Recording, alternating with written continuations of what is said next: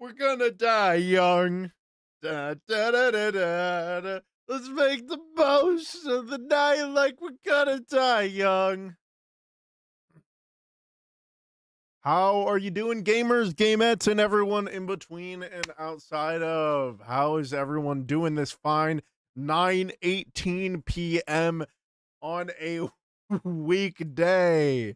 How are my gamers doing?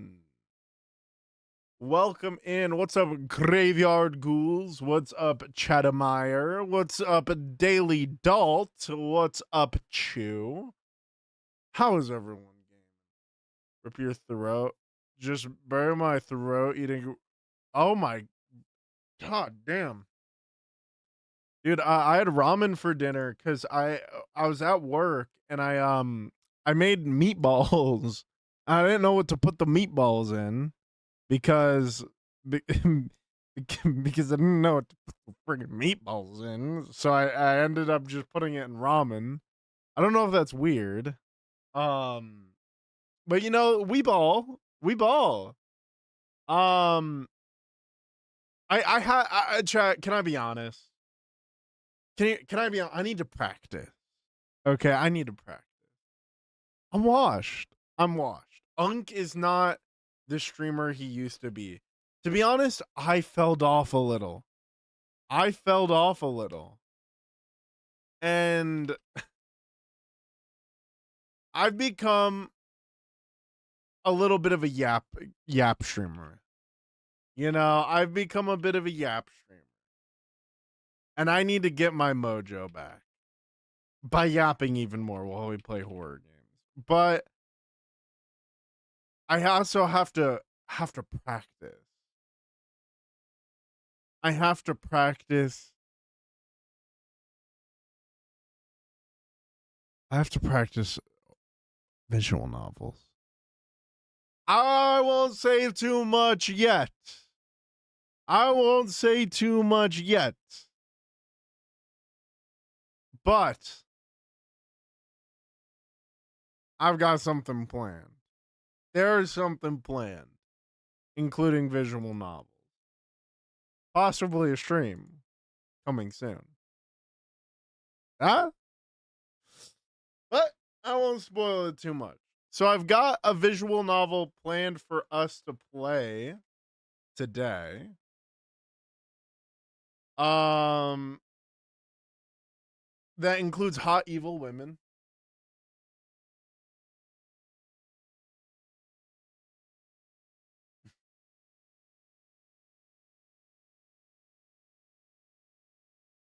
Hold on. There we go. Visual novels mentioned. I love visual novels. Dead by Daylight dating sim. Unfortunately not. Unfortunately not. But it's a runner up. Hey, it's a runner up. Worm Man dating sim. Unfortunately, we're not wiggle cells today. Unfortunately, we are not wiggle cells today. I know you guys are big wiggle cell maxers, big worm heads. Do we want to start with the visual novel? Because I have a couple of games planned, and the visual novel is one of them. Chad, we gotta get signed to Mystic Messenger. I was gonna do like streams of that, but I would have to like time travel. The goat is live.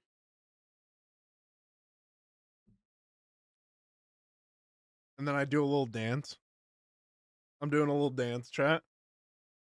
What's a wiggle cell? Well, worms are wiggle cells. Play this Freak Circus, I beg of you. That was one of the ones I thought about playing, but it says 18 plus. And I don't trust that. It doesn't say there's a nudity, but also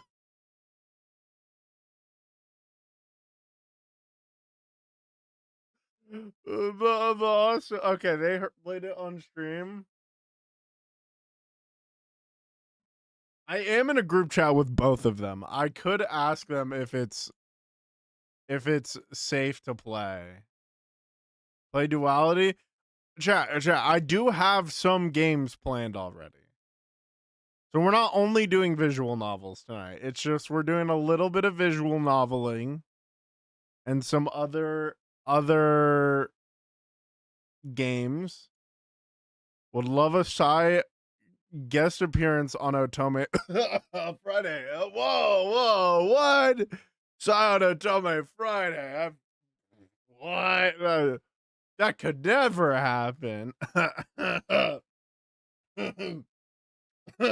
That could never happen. What? What? I don't know what you're talking about. I don't know what you're talking about. I don't know what you're freaking talking about, man. I don't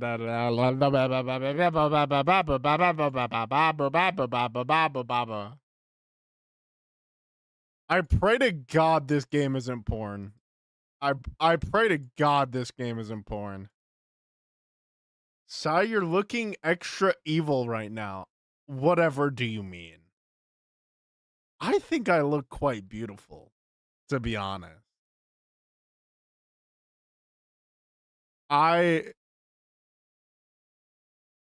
Do you want me to check? It doesn't say there's nudity in it. So I think we're good.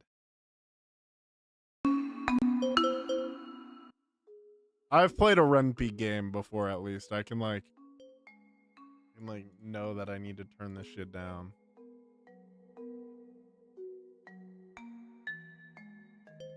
Sai, please tell me that you're going to play the horse guy dating sim. Isn't that Uma Musume? Isn't that what friggin' Uma Musume is about? What's it called? Chat, we're gonna start off with 3 Mrs. Confectionery. I saw the girl in the middle and I thought I liked her. And it was scary. So I thought she was pretty. And I wanted to play the game. I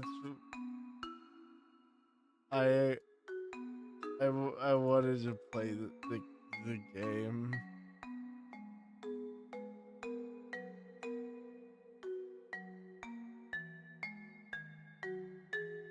Alright.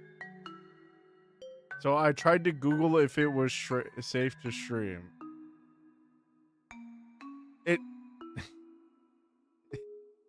It's the bangs.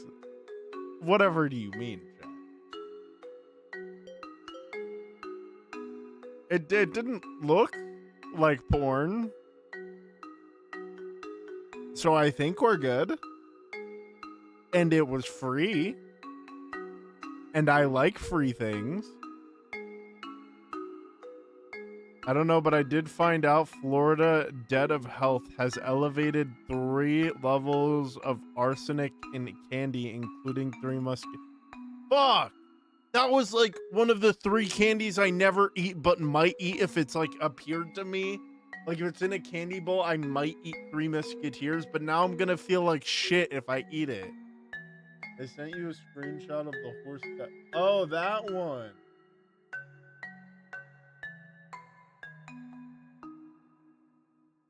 I don't know if I'd ever want to play that.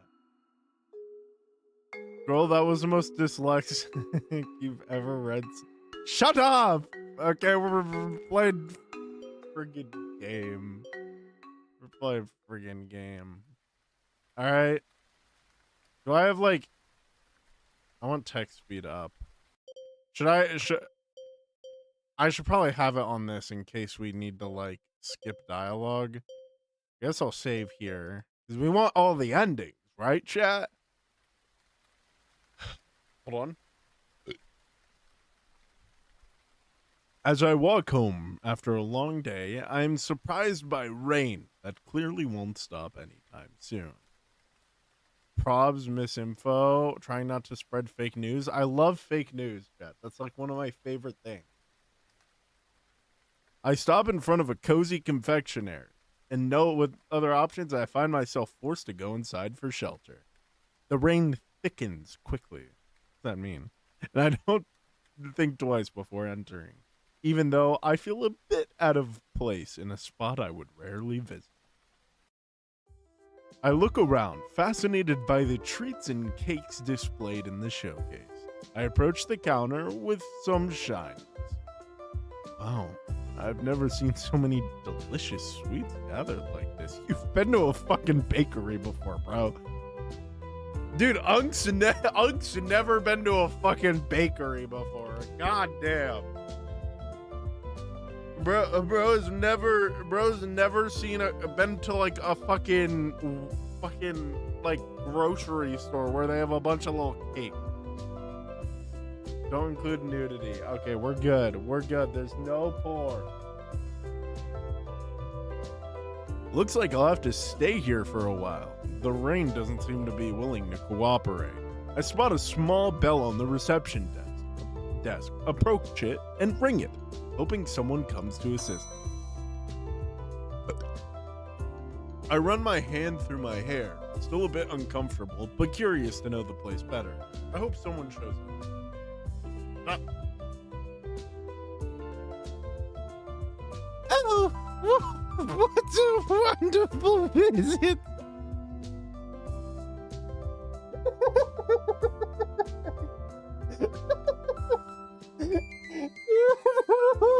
I didn't choose that voice. That voice chose me.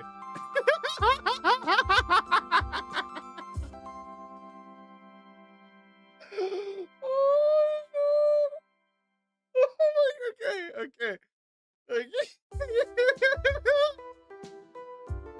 I'm surprised by a blue-haired girl who appears suddenly. Her face lights up with a radiant smile as soon as she sees me. Welcome to the Theory Business Cafe. I am Chef Azul, the owner of this humble but delicious cake.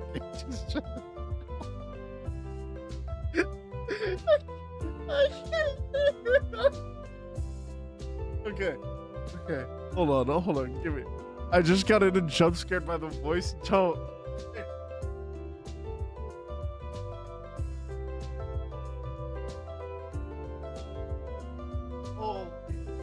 Oh my god. Okay. If this game was going to be sexy, it won't be anymore. Unfortunately, you're right. It is an honor to welcome you here in my establishment. Casey, thank you for the follow. Thank you. I just wanted to. Oh. Here you seem a bit shy, my dear. Do not fear. Here you are in a safe place, surrounded by all my sweetest creation.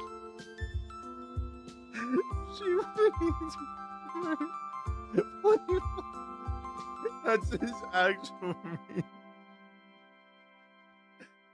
Oh, dude, I can't. Okay. So what can I do for you today? Perhaps a blueberry pie, or maybe an irresistible mousse. Or if you prefer, I can prepare something special just for you. She laughed softly. Actually, Oh, forgive my lack of manners. What is your name again? My name? Sai the Gamer. Two-dimensional. What's the accent? Now it's Mickey. It's not Mickey, guys. Nice to meet you, Sai the Gamer, two-dimensional. I can't do it. Okay. Wait a second. Azul turns quickly towards the kitchen door, and her smile transforms into a serious expression.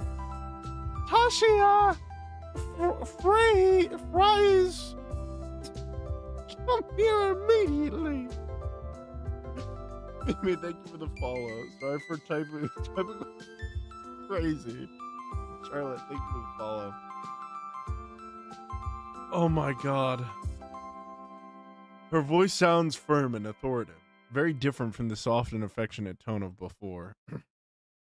My roommate's ears are blessed not hearing this shit.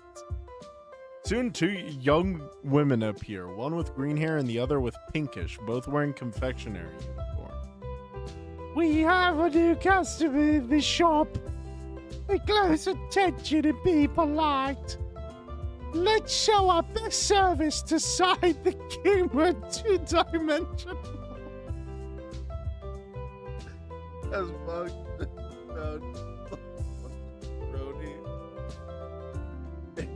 What an unexpected and welcome visit.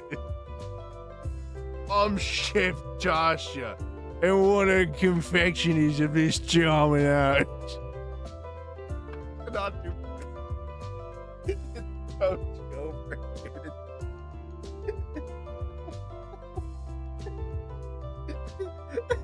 Coach over. That's just. I'm just being Billy Butcher. I'm just fucking. Come on, son.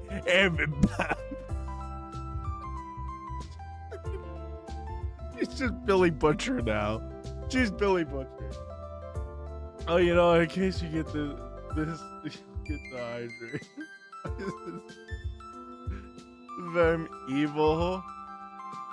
I don't know why she's wearing a mask. I like her. I like the one with the mask.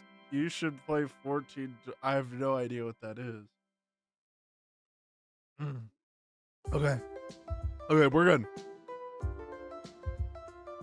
A green-haired girl introduces herself with a radiant smile and a sweet voice. How lucky you showed up, dear. We were so desperate for new customers. Oh, it's true. Unfortunately, the Three Mrs. Confectionery hasn't been receiving many customers lately. Azul sighs dramatically. Her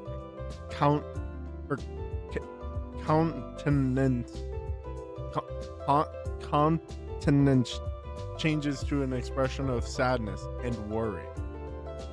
It is a pity. We have so many delights prepared with so much affection and dedication. Perhaps your visit is the beginning of a new era of prosperity for us. Dude, I walk in here to get away from the rain, and these I'm bombarded with 3 women venting to me.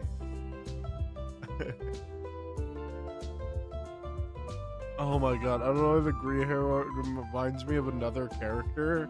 It low-key reminds me of that one VTuber, the crocodile VTuber. Yes, surely you will fall in love with our creations and return many, many times. She claps her hands excitedly. Just thinking about it makes my heart so joyful. So, my dear, what do you say? Would you like to taste some of our specialties?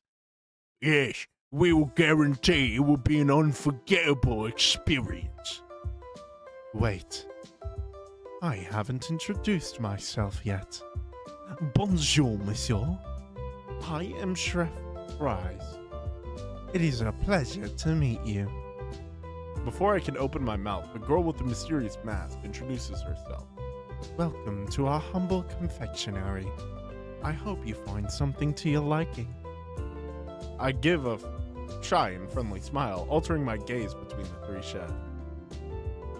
That's what the that's what the mask is, guys. We're not dream. We're not dream. We're not dream. Okay, posture check. Ooh, calm. We're calm. If everyone introduces themselves, I finally see room to speak. Seems like they're really desperate for new customers, which makes me feel a bit awkward, but also curious. Well, it's my pleasure to meet you all. So I just came to shelter from the rain, but now that I'm here, I cannot be in. God, I'm a Redditor. My character's a Redditor. I cannot help but be impressed by so much beauty.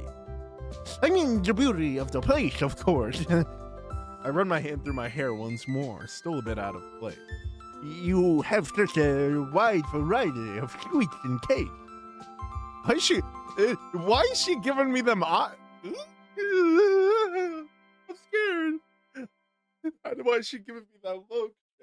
I'm scared of women. Why is she giving me those eyes? Shooting your shot now is cray. Why is she giving me those eyes? It really is a shame that you don't have many customers. All this work and dedication deserves to be shared. Is there any particular reason for this? The customers don't seem to appreciate our work. They cannot understand the complexity and unique flavor of our creations. Maybe they simply have a very simple palate. But you seem to be someone with more refined taste, aren't you, mon chéri? Her voice sounds almost like a whisper. This is like commentating on a stream having no viewer. What do you mean? Maybe you can help us to improve our method. I cast a confused look at Chef Frassier.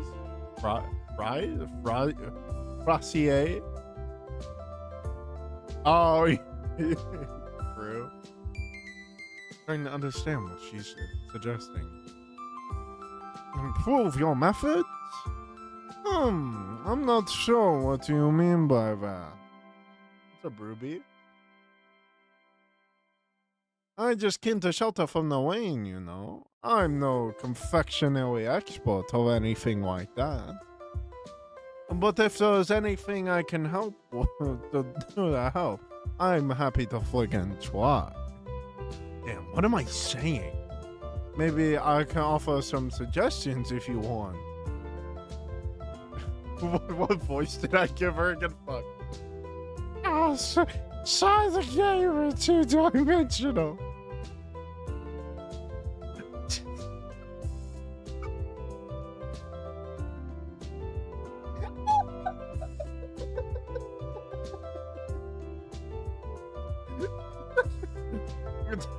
Don't take what Fry says so seriously.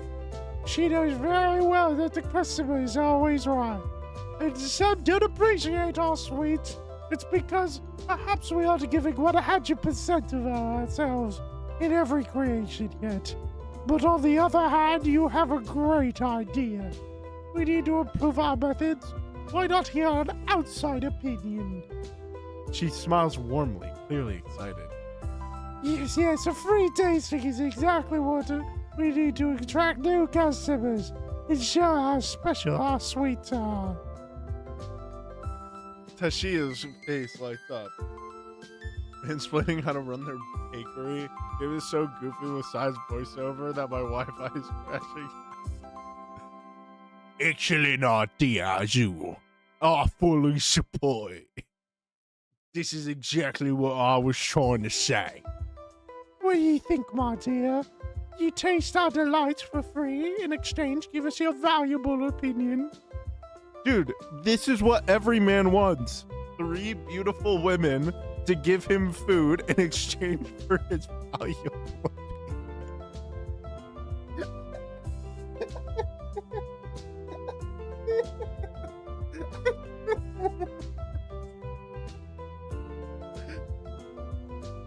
Oh god, okay, hold on. Oh my god.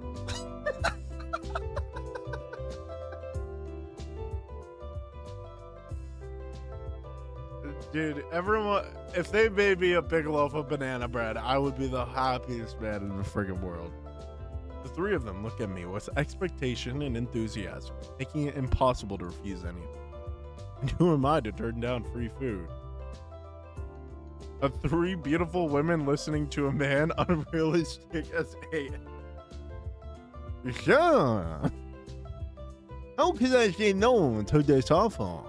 I will be happy to help. Perfect. I knew you would be willing to help us. I am sure you will love everything we prepared with such affection. Azul turns to the other chefs, her countenance now more serious. Girls, let's arrange a section of our best cakes and desserts for our guests to try. Yes, chef. I'm so excited to share my new creation with our visitor. Very well, Azul. I will arrange a section of our best sweets. I won't be long, mon chéri. I felt bad you did have anyone. I have multiple chats. Now.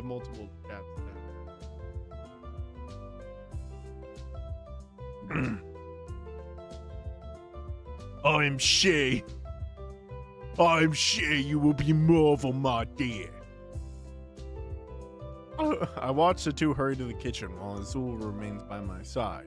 She doesn't seem to like the type to stay silent for long, so I probably won't have to struggle to start conversation. Ah, aren't they sweethearts? They are excellent kitchen colleagues. Yes, I can imagine. But then, are you ready to delight yourself with our exclusive creation? Well, I can't help but be curious to try everything. Who knows, I might become a new unconditional fan of your sweets. Excellent, my dear. That's the spirit. Now come here. She laughs softly, holding my hand gently, leads me to one of the confectionery tables. Come sit and let my dear assistant bring a selection of our best sweets for you to try. Azul pulls a chair in front of me and waits until I'm comfortably seated. As I settle in, Chef Tashia returns holding 2 trays with cake slices. I'm back! And look at this, 2 delicious flavors in hand. First, we have delicious blueberry cake from the Boss Azul. But I'll let her introduce it herself, right? She slides a slice closer to me, her gaze lit up with sweetness. And then, Chef builds up in suspense, her voice becoming softer and more seductive. How do I do that voice but softer? This is my pistachio cake, made with exotic ingredients and an irresistible texture. She leans softly over the plate, her fingers playing with the lock of her hair. I'm sure you will fall in love with its unique flavor. She is cute. Why are you making her voice like that? I couldn't come up with a voice. No, she's Billy Butcher now, guys. She's Billy Butcher. I couldn't come up with the thing. Shut up. Shut up.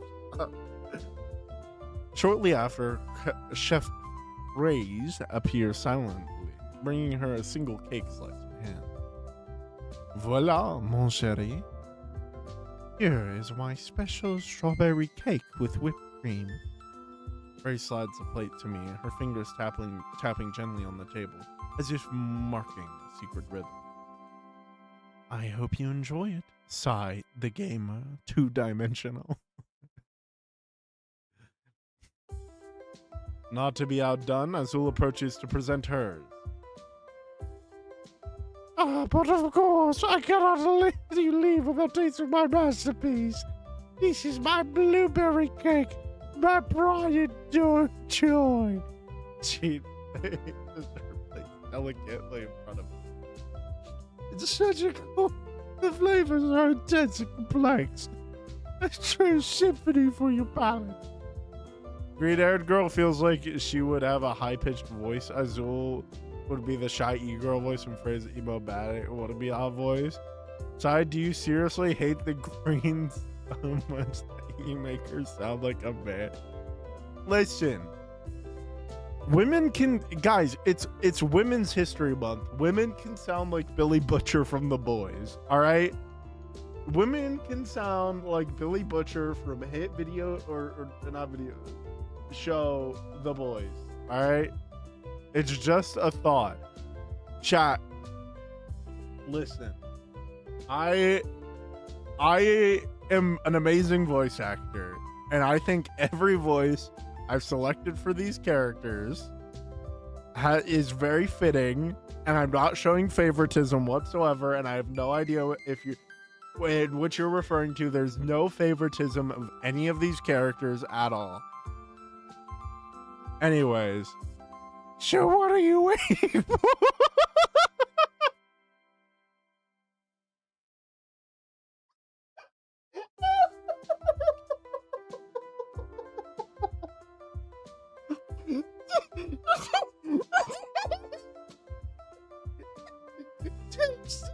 Let yourself be conquered.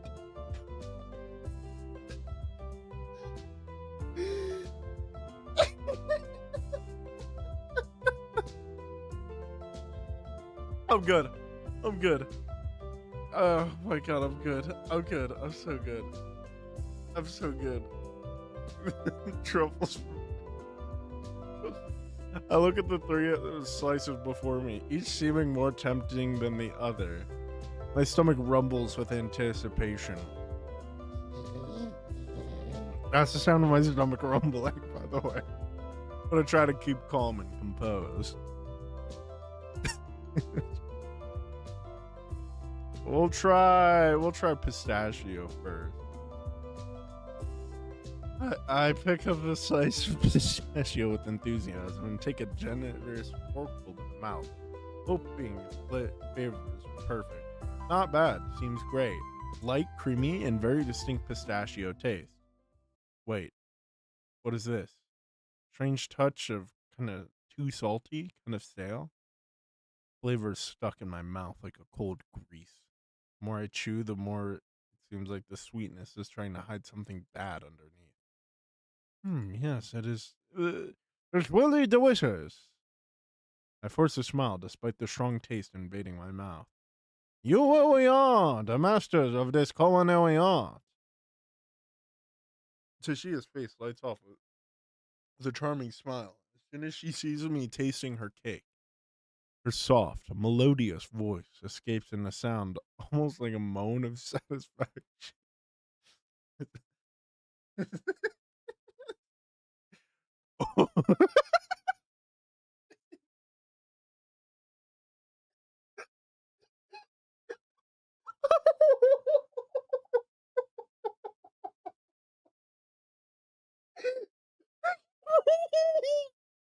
Okay, okay. Oh, what's up, Love Dixie? Uh, my. Okay, okay, okay. Oh, my dear, you make me so happy.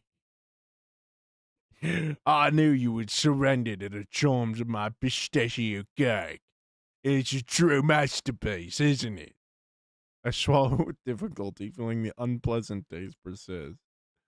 But I don't want to hurt her, so I keep pretending everything is fine.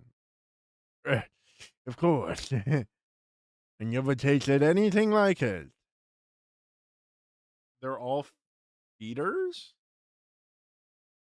The most Size laughed in his entire life. Oh, not even close. I'm a big laugh maxer.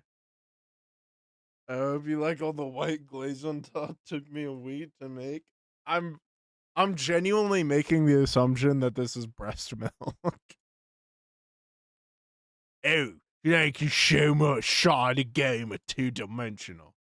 Being able to delight you with my creations is the greatest reward I could wish for. Toshio moves away, casting a seductive and satisfied glance. Damn, what is wrong with this cake? Try the blueberry one. I take a generous bite of the blueberry cake. It smells like an expensive dessert. Blueberry moisto, frosting on point. But the taste, kind of bitter, almost chemical, like expired medicine. Interesting. For feeding other people, making them fat. She put lard in my shit? I smile slightly, trying to understand what exactly went wrong with this cake. Really unique flavor, and I thought of a really funny story, but it's really crass, so I can't tell it on stream. But it's so funny. It's such a funny story, but I can't. Judy, are you gonna be live tomorrow? Probably not. Oh, is something wrong, my dear? Azul watches me with a worried look. Please tell me. It is delicious. I hope so, because I prepared this cake with all my love and affection. I don't want to hurt her. I take another bite, trying to mask my reaction. No, it's absolutely delicious. Oh, you scared me for a moment. I thought I might have forgotten the special ingredient. Tastes is just as bad as before. Anyways, I'm so happy you liked it so much, my dear. Ready to taste the next one? We'll probably put Dawn dish soap in that. I think she might have. Okay, so one of them has breast milk. The other has probably Xanax. What is this one going to have in it? I opted for a slice of strawberry and whipped cream. I bring my fork to my mouth, hopeful. Very sweet. The kind a child would probably love. But deep down, I don't know. Metallic bitterness? Blood? Yeah, it's blood. Like when you accidentally bite your lip. So, any verdict? Grace tilts her head with almost disturbing interest, watching me, my every micro expression. Even though there's definitely something strange about this cake, I force a smile in her direction. Wow, this one is simply divine. I swallow with some difficulty, frowning discreetly. You must have used the freshest of strawberries you could find, right? But of course, mon chéri, the freshest. Shit, I feel a bit nauseous. This isn't right. I'm so happy to know that you appreciate my creations. Anyways, I don't want to hurt them. Not yet. Keep pretending everything is perfect, and who knows, maybe they'll explain what is happening later. She moves away slowly. It's difficult to tell her expression because of the bizarre mask. Okay, I can't wait for the next slice. I've tasted them all.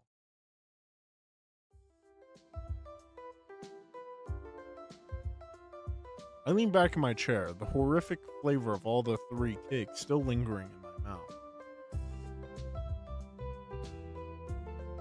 What is going on? Why does every single cake seem to have something wrong with it? Is this a joke in bad taste? Literally? Why else would something... Yeah, it's probably blood. It's probably blood. But you know, when a hot girl with straight bangs asks you to eat a little bit of blood cake, I think you just eat the blood cake. I find so many VTubers on here and you are now in the collection. Let's go. Wait, are you going to be turned into a kake? I probably could be turned into a kake. Or did something actually go wrong in preparation? My dear, you are such a kind young man.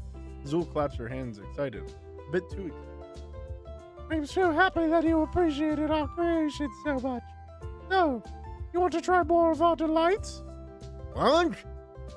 I mean, no.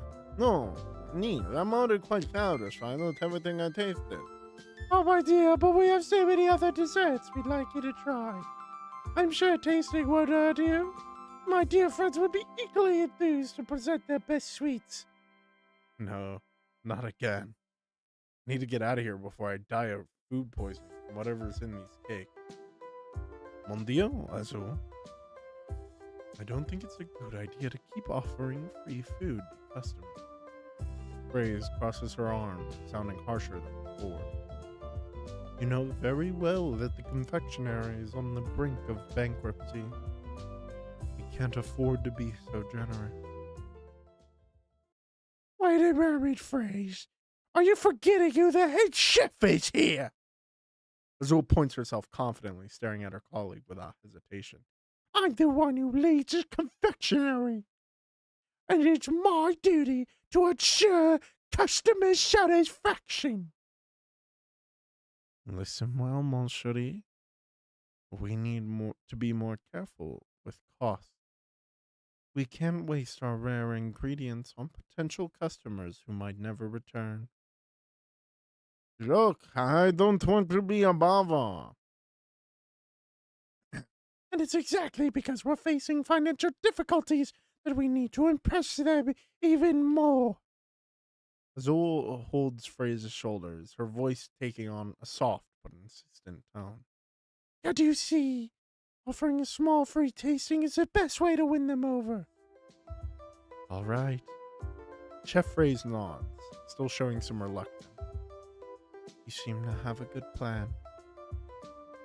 Trust me, dear. I know exactly what I'm doing. She winks, her smile taking on mischievous air. And you, Tashia? What do you think of this idea?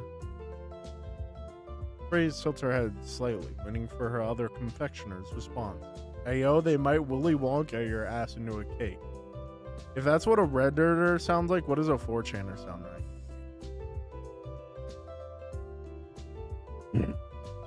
I don't want to mess with the real alpha. I will post your street address on /B. That's what a 4chaner sounds like. She smiles, her eyes gleaming with utmost unsettling enthusiasm. She approaches the two, a melodious voice. Oh, my dear, I completely agree with how sweet is you. After all, we should do everything to enhance our customers. Especially when they're so. Tashia casts a furtive glance in my direction. So adorable. I should not have given her this point. All the voices you do are awesome. By the way, thank you. I try so hard on my voices. Gons, you're so kind, wanting to offer me more sweets, but I think I'm satisfied for now. I scratch my head, laughing awkwardly. Yeah. It's just that, well, I still have some flavors in my mouth, you know. I don't know if my stomach could handle another round of such sweetness. What are they doing? Trying to poison me? I need to get out of here. But thank you so much for the invitation. Maybe next time, huh? I started to get up, hoping they'll understand and let me go. Suddenly, Chef Azul pushes me back into the chair. You could use this stream as a sample for voice actor work. Come on, my dear. Don't be so modest. I'm sure there's still room for more delicious tasting. Her expression turns slightly threatening, despite the sweet smile. It would be a huge disappointment if you didn't appreciate all our effort. You don't want to make me sad, do you, my dear? As Chef Azul insists, I feel a warm breath brush against my neck. Tashia approaches silently from behind. She leans in close to my ear, her voice soft and enveloping. My dear, how could you refuse so many delights? She lightly presses her body against my back, her tone growing more persuasive. You don't want to make me sad, do you? I'd be so disappointed. She purrs, her voice laden with sensuality. Just taste it. Just one more time. I so want to see your face light up with pleasure. Jesus Christ. This girl needs to be spayed. You don't want to disappoint us, do you? I smile nervously, concerned by the chef's insistence. I look from one to the other, realizing there's no easy way out of this situation. Oh, always go! You win. I'll taste it just one more time. Maybe the bad taste was only in the cake. Who knows? Maybe the other sweets are normal? I just hope it's really the last tasting. It's already getting late. I need to leave. But why does something tell me that it won't be that easy? That's right, Sai the Gamer 2-dimensional. You accepted I knew you wouldn't disappoint us. Azul turns to Cheshia and phrase, and her smile widening.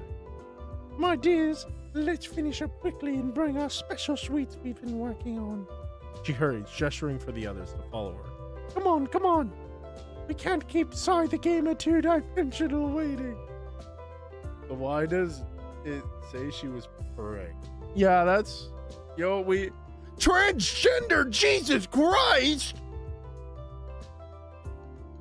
Yo! Yo, that's... Yo! Let's go! Oh, holy shit! Dude, welcome in, Transgender, Jesus Christ. We've been blessed. Let's go! What's up, Nanami? I don't even know if you're a streamer. Right off the bat, this is the best reaction anyone has had to my name. Yelling 10 out of 10. Wait, how do I shout? Hold on. Let's go. Trans rights are human rights, guys. I don't stream. You still deserve it. What's up, Eugene? Thank you for the follow.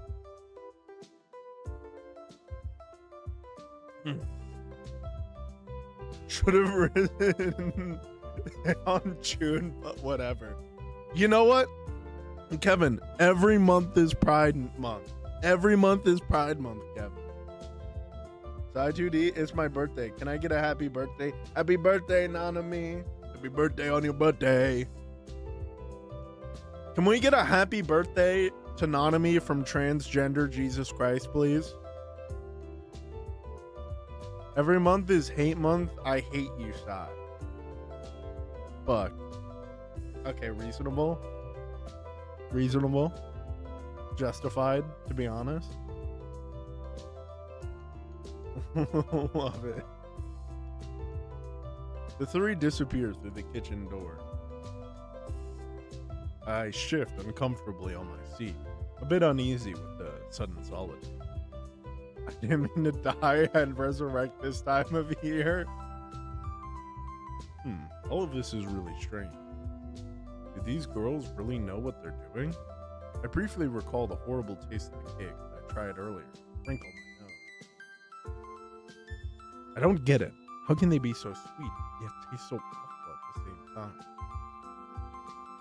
I sigh, letting my gaze wander over the display full of cakes. Maybe I should have insisted on not tasting anything else. Whatever, they're preparing now. I hope this time it's not as bad as the other. I turn my gaze to the display window facing the street. The rain seems to have let up. Maybe I should just leave while I still have the chance. After all, who knows what they're up to in there. What game is this? Yeah, this is Three Mrs. Confectionery. It is a horror game, apparently. There's always next time you die and get resurrected. Transgender Jesus, when you die and you get resurrected, do you come back as the gender you transition to? Or do you have to retransition every time? Or do you just not transition? Because that's also valid. I'm curious. You want me to pin a message with the link to the game? If you want. The resurrection cause keeps... So that's fire? Wait, it did? Wait. I don't bother to alter my presentation because I'm lazy and way too gender fluid. Dude, who knew Jesus Christ was so fucking base? Dude, who knew Jesus Christ was so fucking base? Oh my god.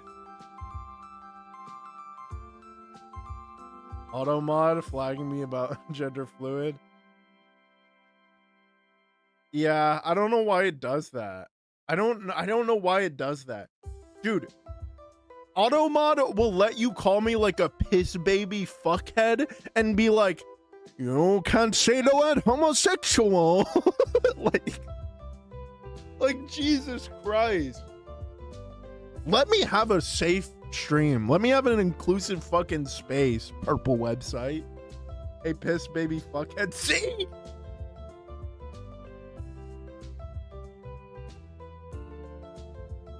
Let me try. Thank you, Chad.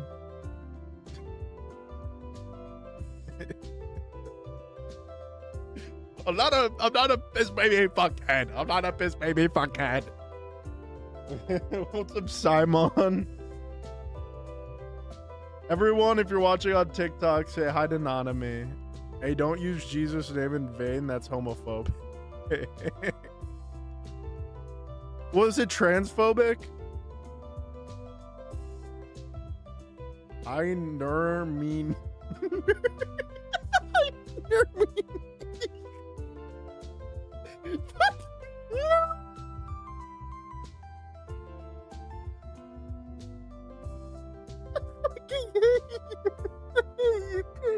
I fucking despise you.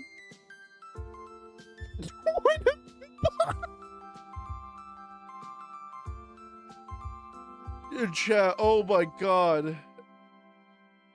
Oh my god. Can we start for all my trans chatters? I want people to start saying estrogenuinely and testosterone totally, is it? Testosterone testosteronally. Estro genuinely is really funny. Testo totally, yeah. Why are we hating? Rating on you, collecting my points base. Thank you, Sai. Alright, I have to continue the game. After all, who knows what they're up to in there? Low kestrogenu. True. But on the other hand, they seem so determined to make me try one more time. If I refuse again, what happens? I don't know, I'm torn. Best decision, okay. Chat, what do we want to do? We're gonna save here, and then we're gonna... Should we try leaving, and then... I kind of want to stay. And then we can come back and leave raw. But two beautiful ladies are making me sweets. Who cares if one tastes like medicine, the other tastes like blood, and the other is most likely breast milk? Will probs die and get an ending? Okay, we're gonna leave through the front door. Shiver runs down my spine as I think what's coming next. Transgender Jesus! It's so cool! Fuck! Fuck! Oh, fuck!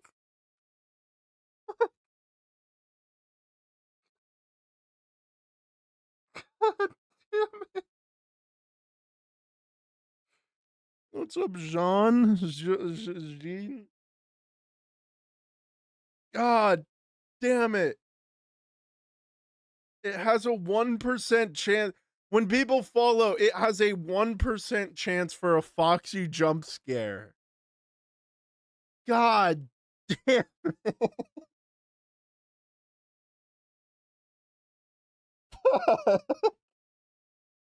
You are just Jesus. It doesn't. I don't know why the videos are bugged. Is it? It just made the noise for me. It just made the noise for me. It just made a really fucking loud noise. Okay, I'm gonna do it again. Please don't. I am mad Oh. scientist. It's so cool. Son of a bitch. I didn't even hear it. Did y'all hear that one? Oh my god. Oh my god. Nope. Oh, I think I know it. I think I know it. Hold on. Oh, hold on, chat. Hold on.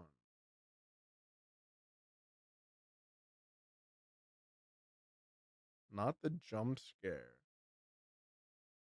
I have no idea how to fix it. I don't know how to fix it then. Oh god. Well, apparently it just jump scares me, which chat loves. Because we love bullying me. We love bullying my poor little soul. By the way. Just my poor little soul. Let me try it one more time.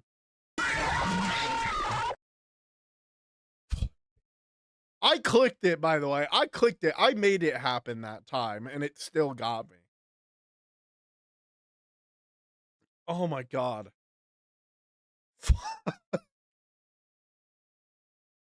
Is that... It got me bad. Bullying is a sin unless it's against Piss Baby Fuckhead. I'm not Piss Baby Fuckhead, guys. I'm not a Piss Baby Fuckhead. Guys, I'm not a Piss Baby Fuckhead. Alright? What we have to test it one more time. Test this one. Plonk. Oh, plink plonk. It works. I heard it over here. Well, I just saw it too. Okay.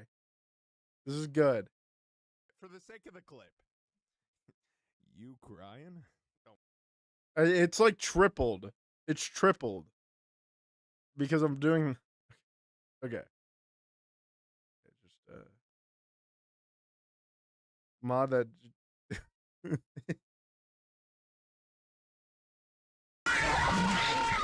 Alright, we're done. Anyways, chat. Anyways, let's get back to the game. Yep, let's get back to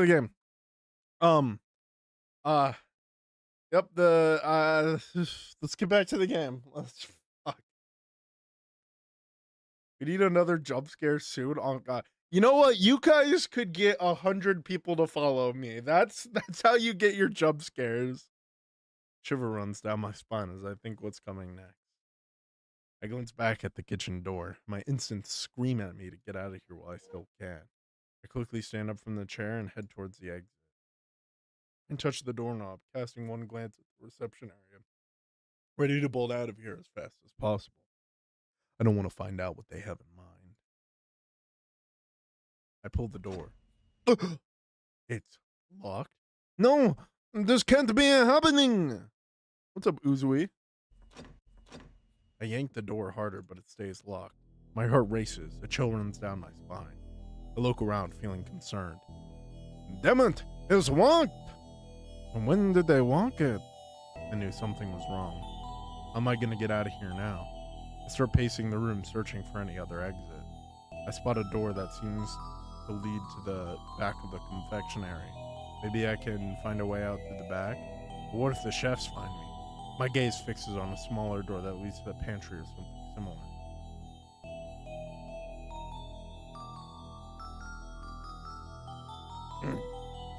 How are you? I'm chilling. Nah, make that a redeem. I don't want to be jump scared constantly. It's supposed to be like an SSR pull. Hearing a form of I open the door in a psychological horror visual novel triggered something in me. What did that do? Oh no, I'm locked in with 3 beautiful women making me baked goods. Have you not played DDLC? Oh, I have, but it's been like years. Did you get nervous or is it just me? What do you mean? Huh? I'm not nervous.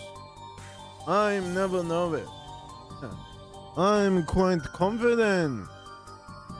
Chat, you would never know, but I've got the confidence of a whale man.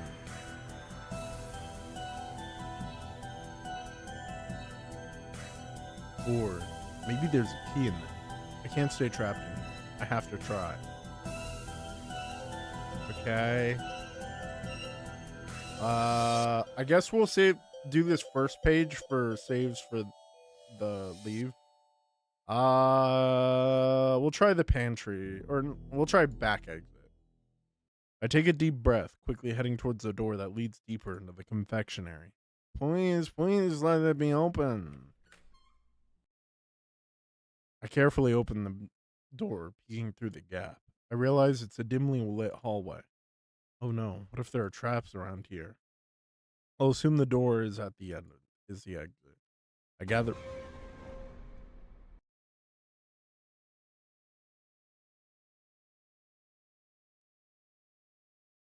Yeah, I didn't remember the DDLC thing. Chill out, Rizzler. Game, is it scary? It is a scary game. Ah! What the hell is that? I widened my eyes to come face to face with a pale, expressionless face like a mannequin's. For a moment, I think it's come to life.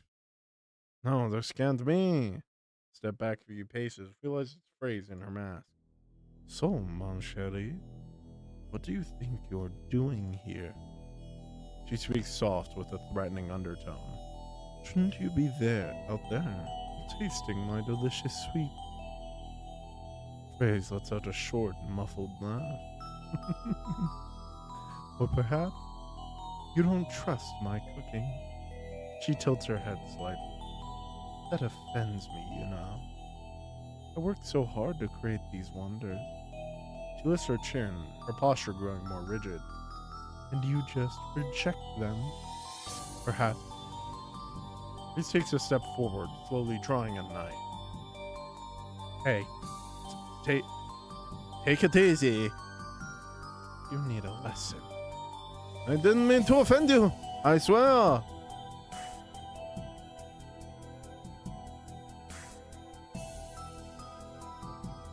It is just that while the previous cakes weren't exactly delicious. It looks kind of like off-brand Tato. Are you kind of right? You know it's Women's Month, right? Nah, knife off strawberry short. Listen, she could stab me, chat. I'd let it happen. But look, I promise I'll taste as many cakes and sweets as you want. No need to get upset, okay? She grips the knife tightly in her delicate hand. And do you really think you can fool me with that sweetness and innocent faith? Think you can walk out of here after rejecting all my hard work? I cannot allow that. I try to stay calm, forcing a nervous smile. I was just looking for the bathroom, you know. My body's full. I really need to go. So can you please tell me what it is? I give the chef a pleading look. You really have no idea what I'm capable of. She raises the knife. I should probably consult the other chefs first. But they'll understand. After all, this was inevitable anyway. Chef Phrase advances with quick steps. I spin around, trying to run back to the door I came from as fast as I can.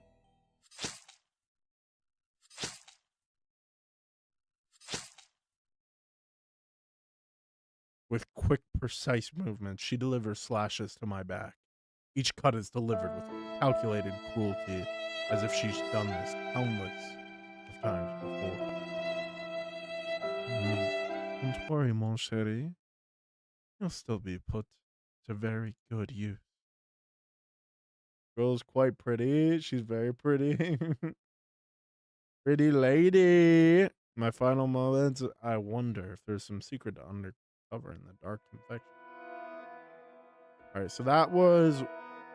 Yo!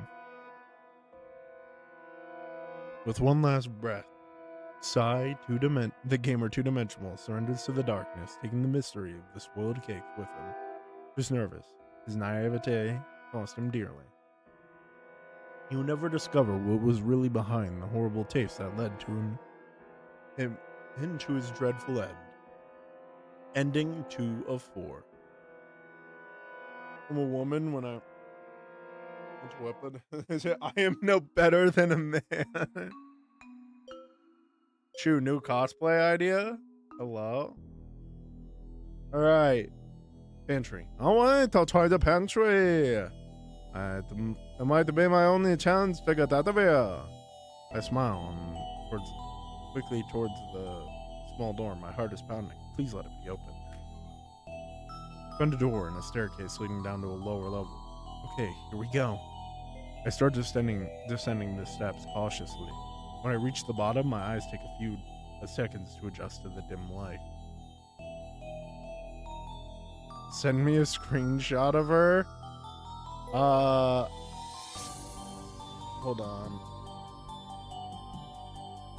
on.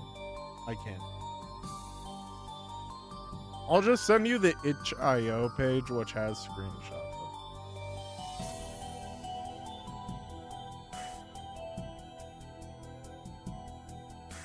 It'd be a cute cosplay. True. I look around, grimacing at the strong smell of spoiled food. What a horrible place. This must be the confectionary's pantry. It looks organized, but it's falling into ruin. My stomach churns just thinking about being trapped in this filthy, stinking place. I start rummaging around, looking for anything that could help me. I love this guy. I love this guy! What was that? I shudder at the strange noise coming from an old cabinet. Is someone there? I approach with cautious steps. I notice a chain keeping the cabinet shut, as if something or someone was locked inside. Shit. Is there another person here? What if it was a trap set by the chefs? Maybe I shouldn't touch it. My god, there's someone. There really is someone in there. My eyes catch the knife or the glint of a keyring on the table. I quickly approach and grab it. What if it is a trap? At the same time, I can't leave and abandon someone trapped here. Damn it! Love your content and I love you too. Thank you. Have any of you seen Samurai Flamenco? No? I'm gonna have to take the wins. I approach the cabinet and carefully start testing each key, praying one unlocks the padlock. Yes, I got it. Oh my god! My god! My eyes widen as I open the cabinet, stunned by the sight before me. A girl with orange hair is inside, gagged, her arms and legs bound. Her desperate gaze meets mine. What are you doing in there? I quickly kneel down and untie the ropes binding her arms and legs. My body shakes with both fear and concern. Hang in there. I'm going to get you out of there. Don't say hello, princess, to this. Who did this to you? Was it the town? Carefully remove the gag. Easy. I'm not going to hurt you, okay? You can trust me. Shit. What's going on? Who is this girl? Why is she locked in this horrible pantry? Thank you. Oh god, what voice do I even give her? What game is this? 3 Mrs. Bakery or Confectionery? Thank you. I thought I'd never get out of that horrible cabinet. They locked me in here. Girl speaks between sobs as she hugs me. She looks weak, body trembling slightly. My name is Aurelia. You saved me. I don't know how to thank you. Could have done something terrible to me. My name is Side, the game of 2-dimensional. TTS is so expensive. That was at the recommendation of Kane. I don't know what is going on here, but I'm glad I got you out of that cabinet. My voice sounds a bit shaky from the situation. Please, Sai the gamer 2-dimensional. You have to help me get out of here. The chefs do terrible things. I can't stay here. I stare at the girl for a second. So many questions flooding my mind right now. Who are these chefs? Why did they walk you up here? Why do those cakes taste so awful? Aurelia composes herself, her expression calmer now, through eyes still showing the trauma she's been through. Well, I came here to taste some cakes, like any normal person would, but as soon as I chewed the first slice, I realized something was very wrong. The chefs seemed to be hiding something, and when I criticized the flavors, they got furious. When I tried to leave, they grabbed me and locked me down here. I mentally thanked myself for being too cowardly, too honest about the cake. Shy the Gamer, two-dimensional. They plan to turn me into part of their cakes. No way. The special ingredient they use is human flesh. They're killing people and putting them in their recipes. A wave of nausea completely overtakes my stomach. This can't be real. Please, we have to get out of Please, we have to get out of here. What's up, Liz?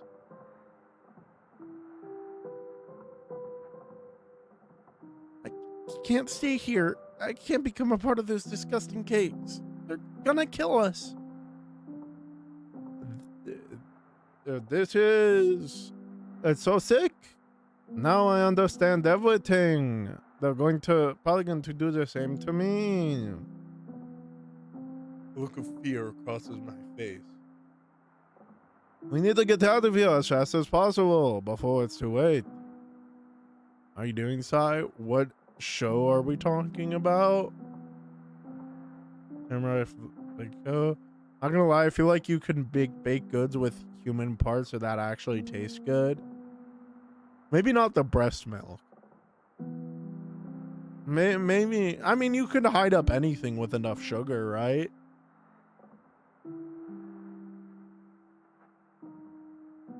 She points out the key ring in my hand. Keys, I heard them say they opened most of the confectionery. Check the front door. That one with them to lock it when a new customer comes in. And the back door?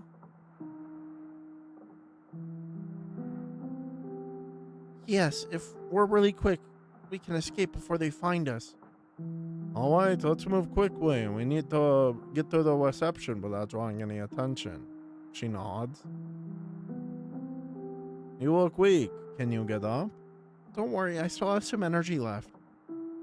I couldn't have been in there for more than 24 hours.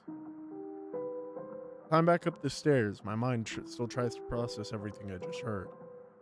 I thought of being turned into an ingredient for those cakes still terrifies me, but I need to stay calm.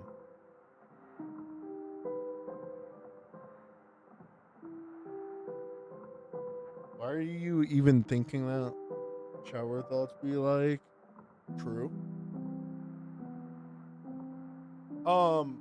It's milk.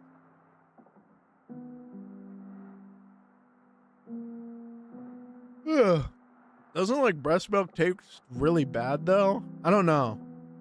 Breast milk tasting No, I'm joking. I'm joking. I'm sorry. I was joking.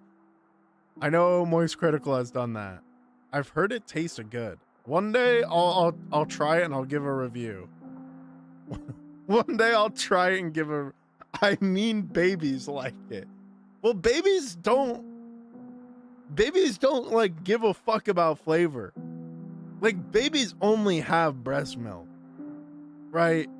So like imagine all you eat is McDonald's burger for the rest of your life. And from the day you were born, all you know is McDonald's burger. So you like McDonald's burger. All right, if all you eat is breast milk, breast milk, you probably like breast milk. Have you tried feeding a baby? It's supposed to be really sweet, but I have not had the chance to try it. Chat. I think most people, given the opportunity to try breast milk, would. End up being picky in 2 years. Like,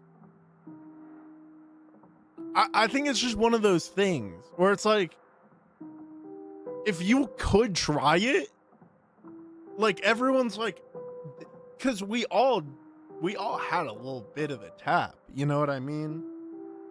So I think all of us want to know what all the babies are raving about, you know what I mean? Like everyone wants to know what the babies are on about. Everyone remember, men can lactate too, they just don't try hard enough.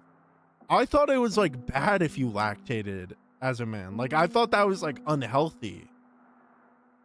Like I thought that would like fuck your nipples up. I'm so scared of like your chat. I have like a really bad fear of like my nipples falling off because I know that can happen. Like I have a really bad fear of my nipples falling off. If fucks up mom's nipples, breastfeeding is hard. Okay. Chat, I was just like, listen, I don't know much about breastfeeding. Okay. Can I tell a crass story?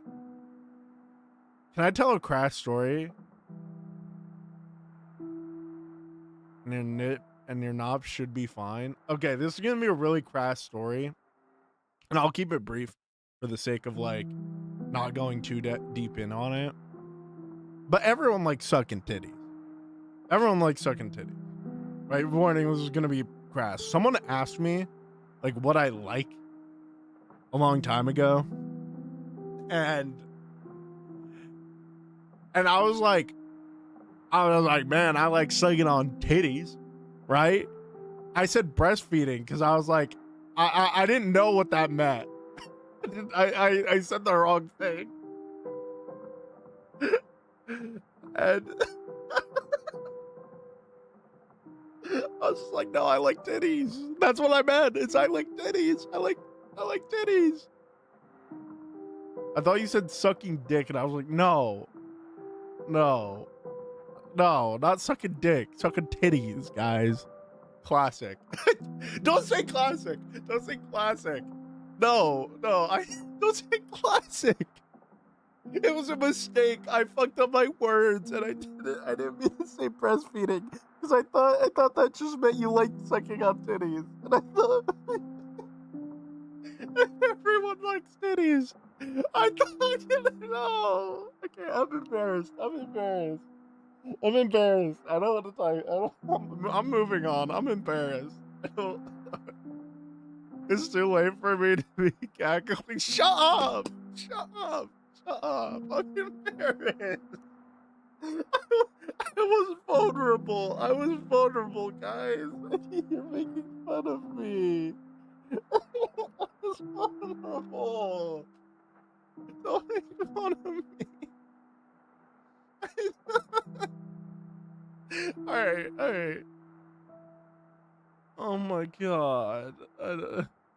There's a girl who sold sourdough made her own yeast. Oh my god. Jesus Christ. Bro told us that by choice and now he's embarrassed.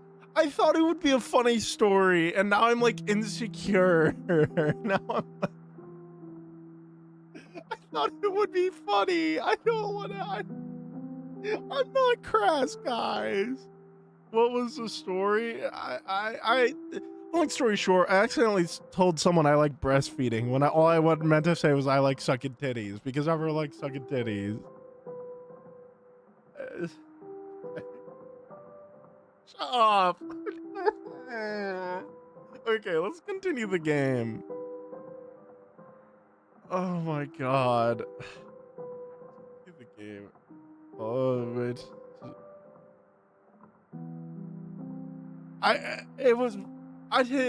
Shut up. Okay, I did. I want to play the game, guys. I just want to play the game.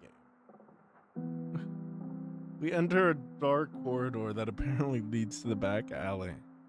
Stay alert, Shy the Gamer 2-dimensional. This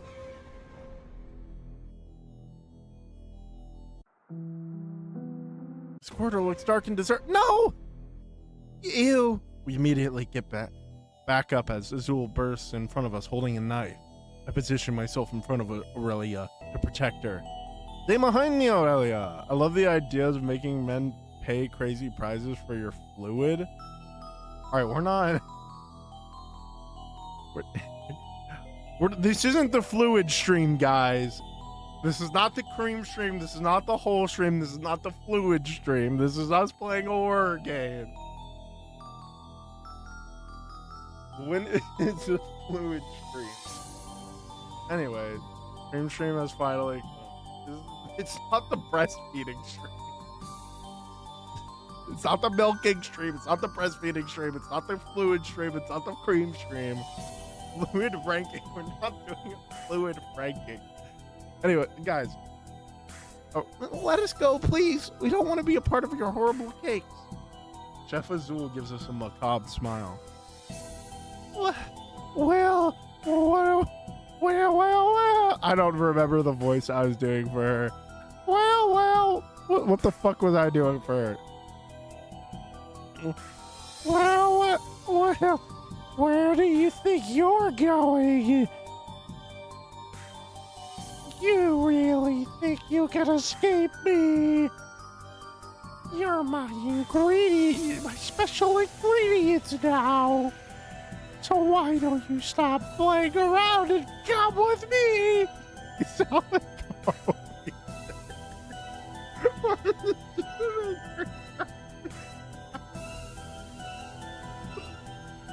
oh my god.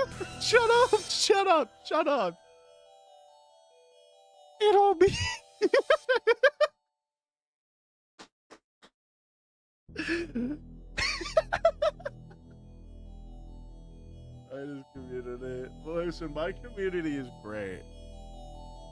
It'll be so much sweeter if you cooperate. Her eyes narrow, a threat implicit in her words. This is monstrous. What you're doing is saying. We're out here. We're getting out of here, even if that's the last thing we do. That's right. You're outnumbered here. You haven't noticed.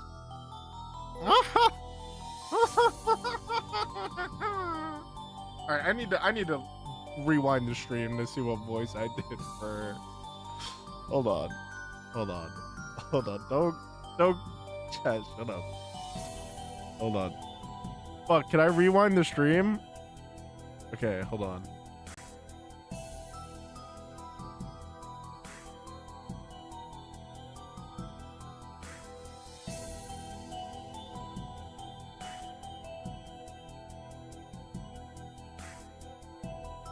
Okay. Azul laughs evilly. You think I can handle myself, girl? You think I don't have 2 more lackeys if I need them? Do you know how many times I've done this? It's nothing personal. It's just business. She grips the knife tightly, her knuckles turning white. Azul lunges forward, the blade slicing through the air towards us. I'm not letting you escape. This is high-pitched Billy Butcher. Shut up. Aurelia lunges forward too, placing herself between Chef Azul and me. I keep forgetting. Aurelia! Stop, Chef Azul. I'm not letting you hurt Shy, the gamer 2-dimensional. She grabs the chef's arm firmly, forcing her to drop the knife, which falls to the floor with a dull thud. If Mickey Mouse and Carl Weezer had a baby, we're not. I love how I'm saying this in my collection like y'all are figures. Where did your hair go? Nowhere. It's still there. Guys, I can't say this. It's Women's History Month. I can't say this. Wait, if I do it in a voice. Enough of this, you bitch. Hold up, I need to say it with more hate. Enough of this, you bitch. There we go. Let us go now. Just squeezes the chef's arm even harder, her eyes blazing with dangerous determination. The chef growls in fury, her eyes burning with insane rage. In a sudden burst of violence, she strikes Aurelia with a hard slap, sending her crashing down and hitting her head on the floor. Aurelia collapses, unconscious, letting out a weak groan. No, Aurelia! You've already been dogging on women this month. No, I haven't. I'm wheezing. This is Shy loves little boo. I hate.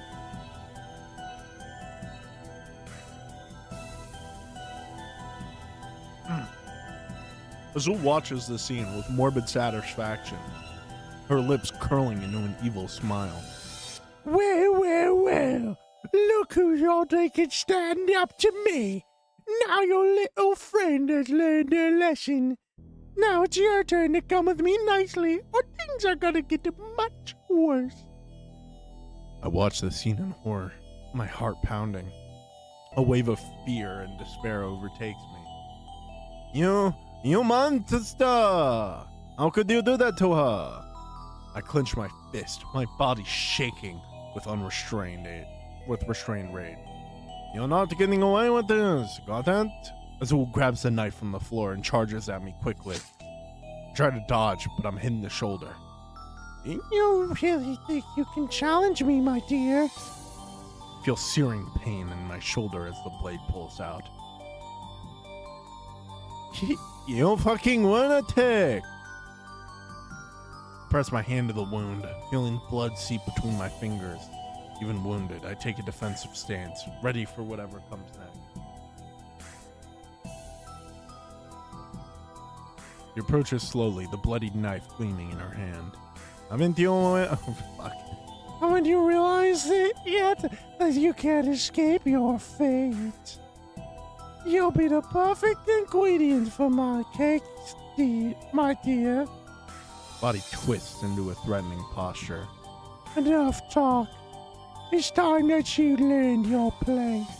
No one can escape Chef. But Oh, Azul gasps, her face twisted in pure horror. you can't have done this. Damn girl. She coughs, blood staining her lip. You will pay for it. Chef Azul falls to her knees, her body trembling with pain and fury. Deathly silence falls, broken only by Azul's muffled gasps for breath. Hey, are you okay? Let me see that. Examining the wound on my shoulder. That looks pretty bad. Can you walk? You need to get out of here now. Fuck. You think you fake passing out?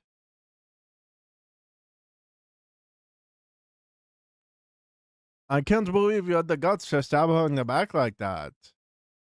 We hurry out the door. Aurelia starts testing all the keys to find the right one. Despite the pain in my shoulder, I think I'll be okay. I give a weak smile. I don't know if I would have had the same courage as you. Thank you, really. Aurelia finally unlocks the door, and we run out into the rain. No problem. You saved me too, remember?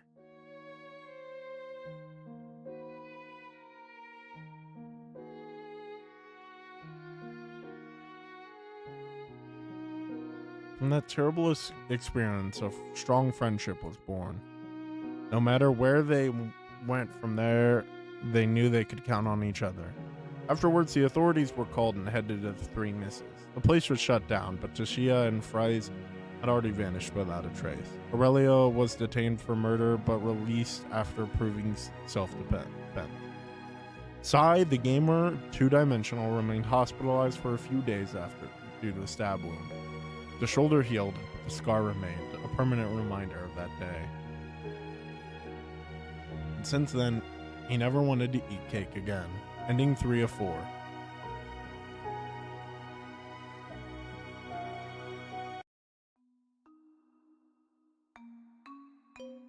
All right. Now it's time for. Oh, I didn't want to save that.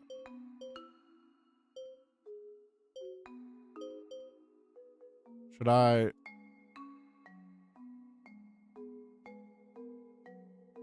Don't eat cake after that happened to me. Chad, is it bad I low key still am like craving cake? The cinema, I'm moved. I think this game is making me crave cake more, to be honest. Alright, stay and wait for them to come back. I sigh in resignation and decide to stay. After all, it doesn't hurt to give it one more chance, right? I watch the kitchen door, anxiously awaiting the girl's return. My finger drum on the table, betraying a hint of nervousness. I hope I don't regret this decision. Tashia returns with a radiant smile on her face, her gaze affixed to me. My dear, forgive me for the delay. We've had a little issue with the finishing touches, but we're sorting it out right now, don't worry. You didn't get bored waiting here all alone, did you? No, not at all.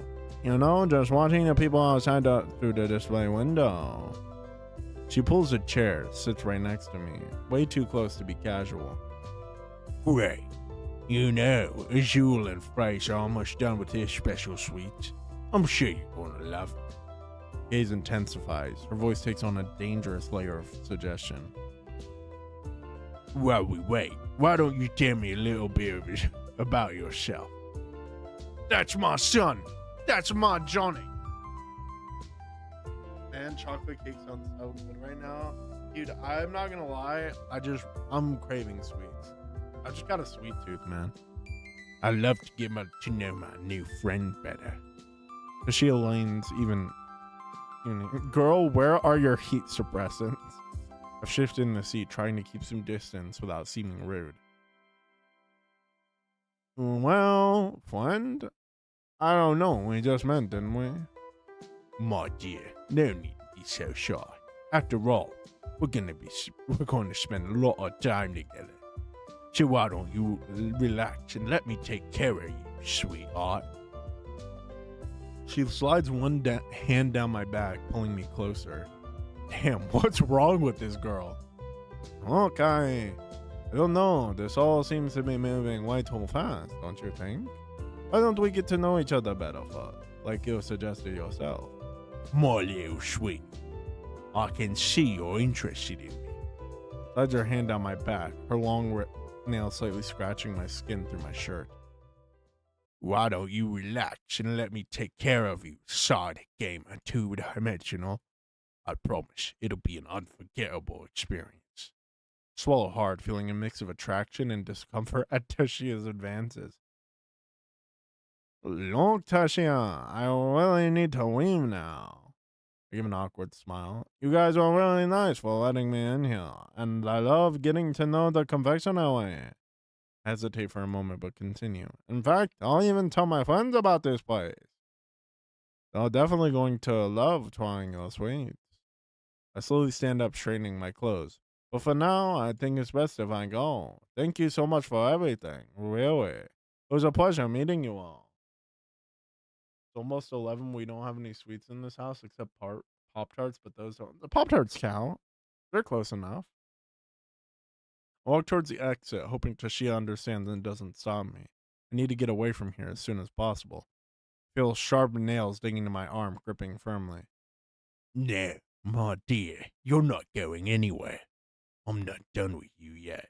Tashia yanks me roughly closer. I freeze as she wraps her arms around me from behind.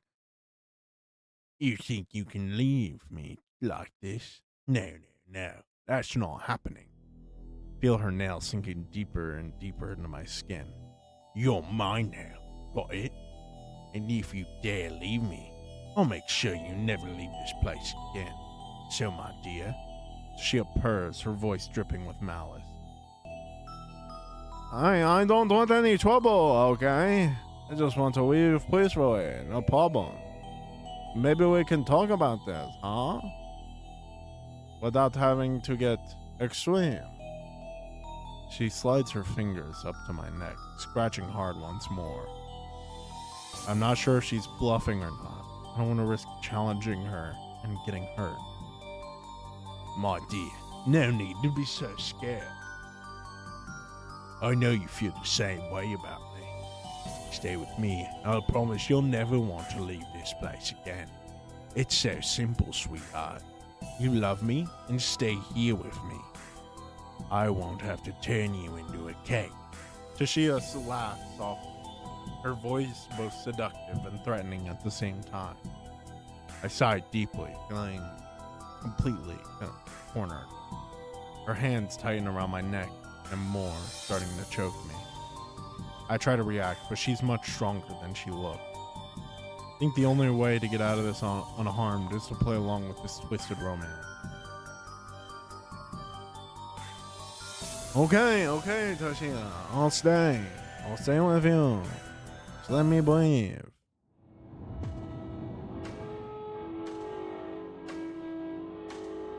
Ugh.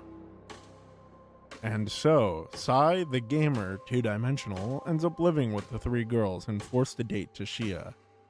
Through his stomach turns every time he tastes the cakes. He knows it's a small price to pay for his own safety. After all, at least he's still alive. Ending 1 of 4. How do we get the 4th ending? We got 3 endings. Are you sure this isn't a cream stream?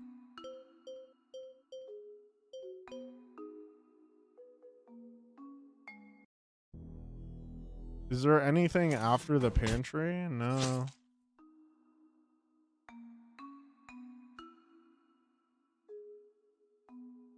Character low key looks like Sai. Goddamn. Is there an orgy ending?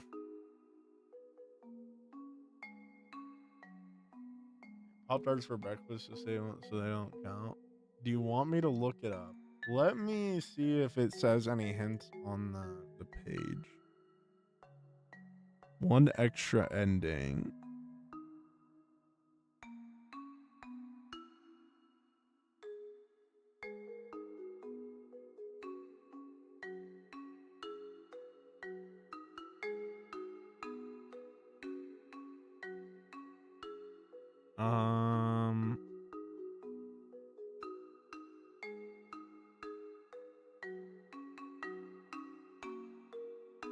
Hold on.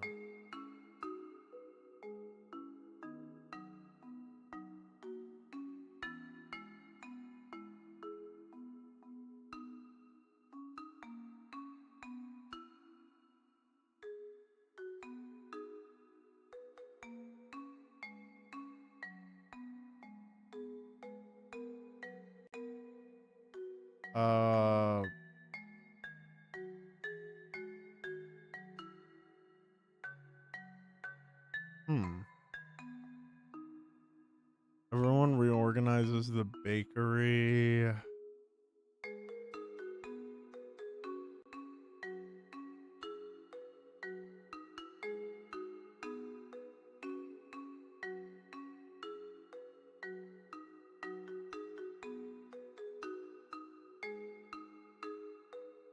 Which ones did you get? I got the 3 main endings.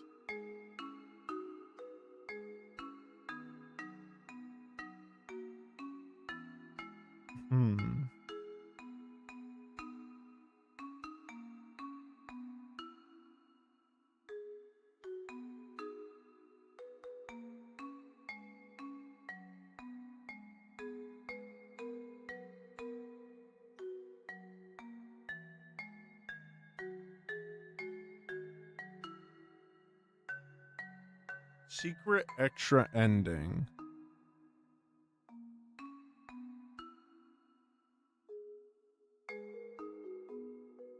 No, we got 1, 2, and 3. The game just released. I'm looking into it. What are you going to do after you get all the endings? Probably another game. We could play another visual novel if y'all really want.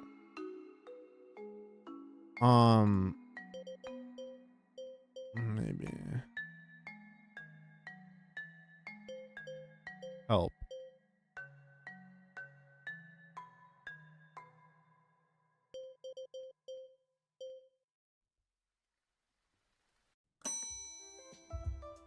Hold on. Wait.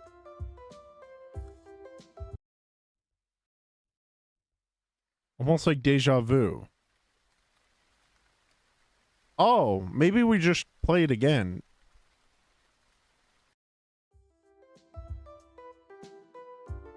Haven't I seen this same display before? Looks like I'll have to stay here for a while. Wait, rain doesn't seem on my hand. Hope someone shows up soon. Oh, what a wonderful visit. Strangely familiar. Okay. Psy the gamer 2-dimensional. Yeah. This just came out. Whoa.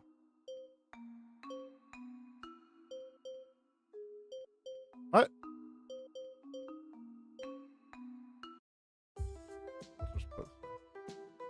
Well, I must be mistaken. Nice to meet you, Sai. Wait a second.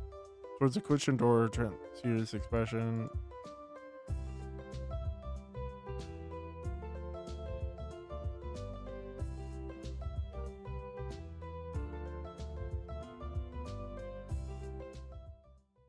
So does it just continue from here normally?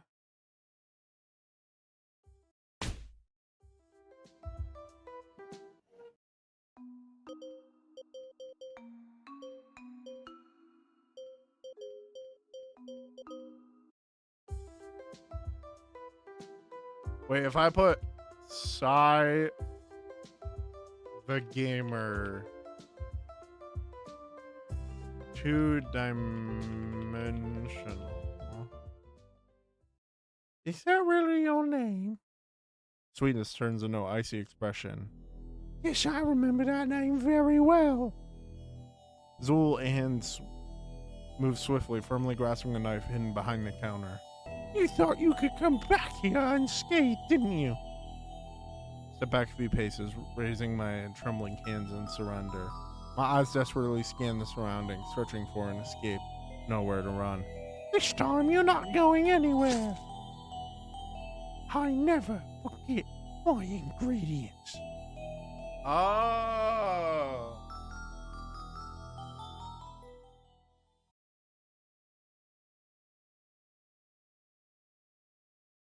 I see. That was the extra ending. Sai, what did you do?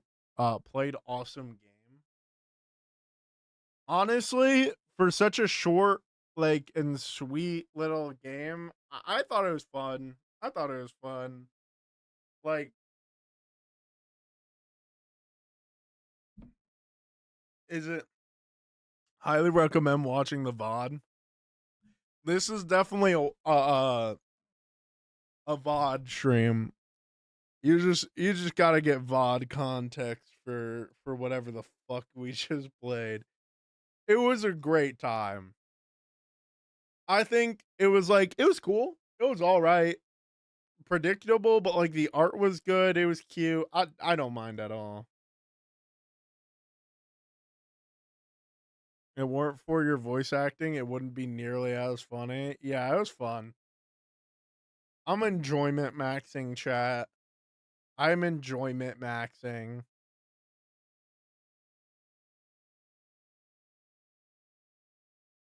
I am enjoyment maxing for real. The hell is this?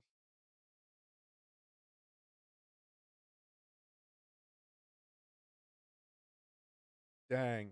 Now we don't have it. Now we can't play it anymore. Fuck. Do we want me to play like a horror game? Because I had some of those planned. Or do we want me to do another visual novel?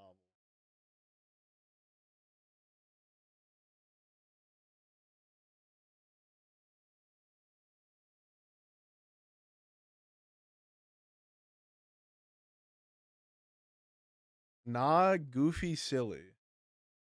Visual novel. Because I did have one that looked really fun. Like a one game I wanted to play that looked really fun. Yeah, this one says 1 to 2 hours. That might be a little too long.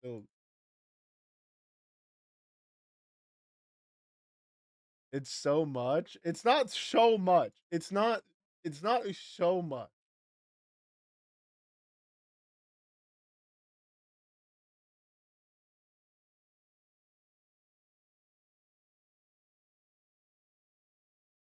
I thought it'd be funny, chat. I thought it was funny. I thought I was my fight or flight response. That it was funny for the first time. And sometimes I just do the voice on accident. Is in the wall. Sometimes I'm just being a little silly. Sometimes I'm just being a little silly and a little funny. Eliminate a resident. Male, middle-aged, apartment number 5 to 6. Our intel informs us that the target has not left his residence.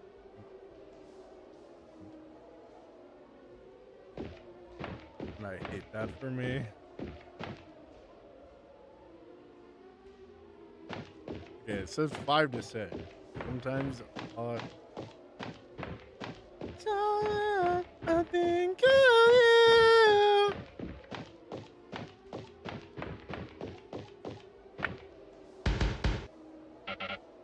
Who are you? Get out of here. I don't open the door to strangers. Mission update. It's imperative that you get close to the target to complete the mission. We've acquired a photograph of an individual the target trusts. Friend photograph. Disguised as friend. Tab to view photograph.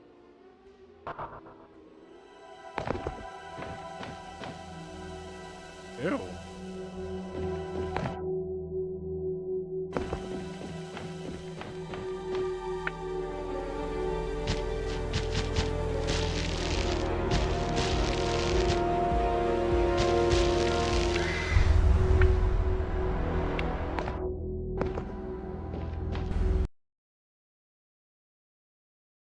This is the face ripping one, guys.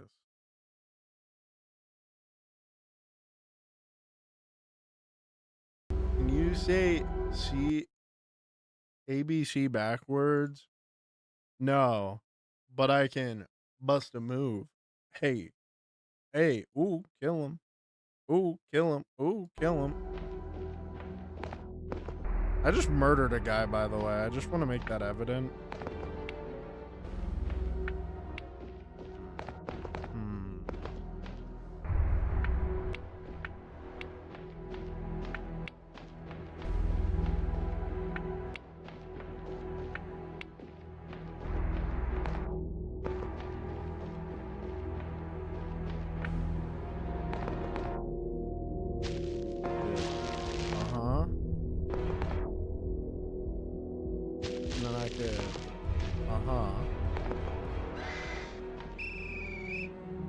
The police was called. Bust a move phase completed.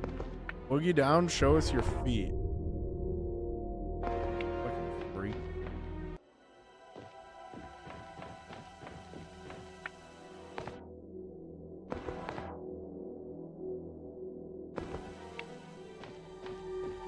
Where the popo at?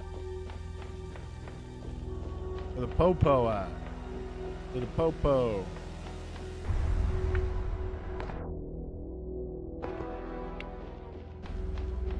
I'm looking for this one specific eyeball. I just gotta tear it off someone's face. That guy's got a Zorro scar. I think that was Zorro, guys.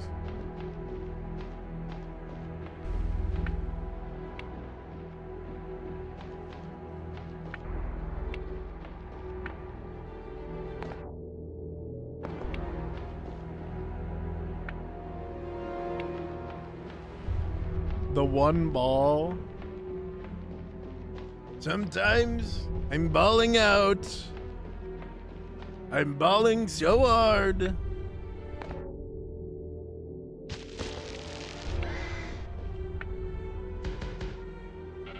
I'm serious. I don't know you.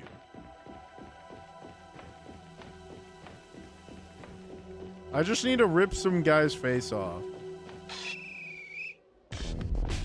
Ow! Oh, what the fuck? Okay, the face we have to get has changed.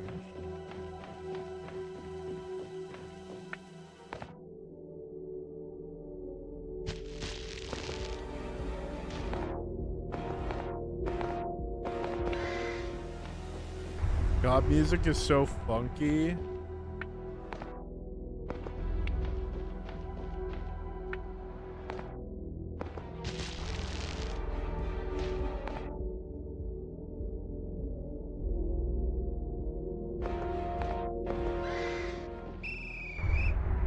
Hold on. Hold on. Hey, we are back. TikTok was lagging and didn't notify me. No, you're good. Don't even worry about it.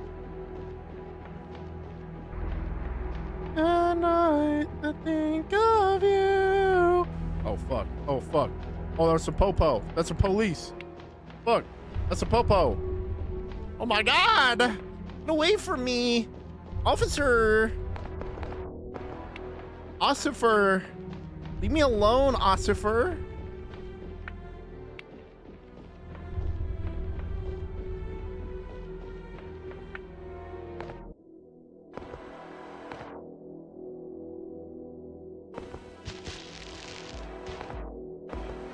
Dude, we look the exact same now.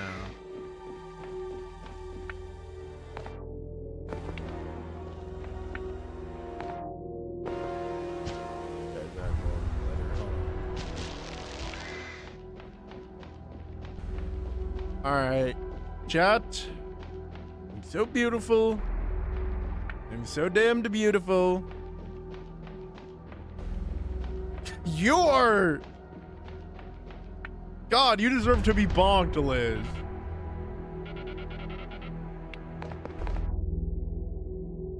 Ossifer. Oh, I can grab their schnoz. I'm like the spitting image right there. Fuck, Ossifer.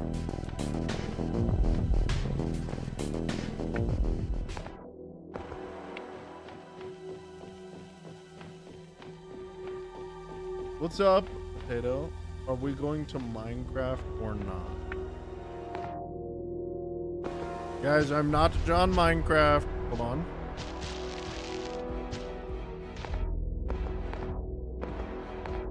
Dude, I am the spitting image. Hold on.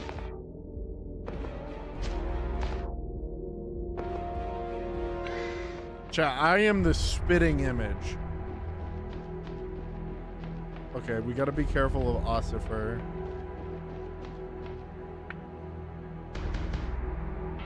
Wait, James, is that you? What are you doing here? Let me open the door. One moment. Hold on, you're not James. You're to kill me, aren't you?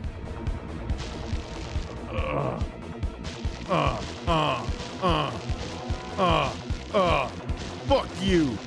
Fuck you, rips your skin off. Fuck you. Fuck you. Mission report. Target successfully eliminated.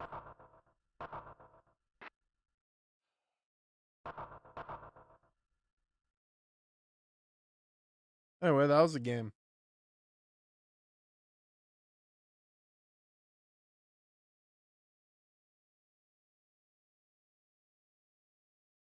Any questions?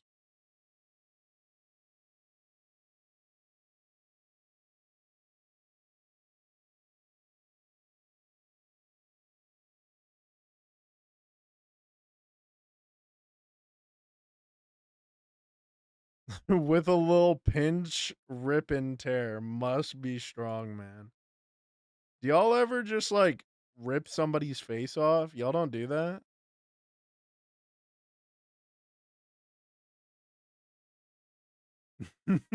A nice cosplay, I guess, is crazy.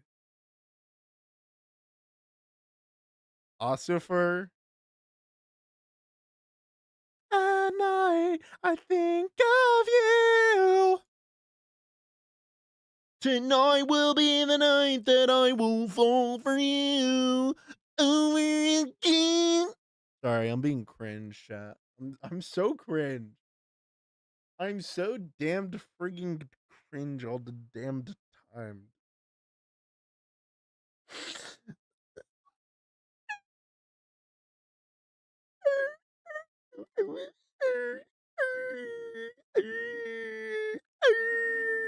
That's the sound of me being sad, by the way, if you couldn't.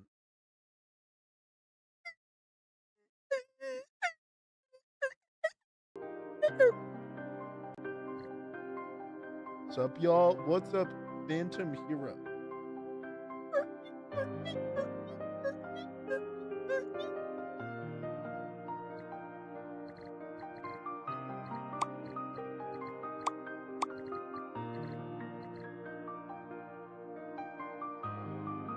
Cringe dolphin noises. My cat just yarfed on my desk. No, Chad, this was supposed to be a game that you would love.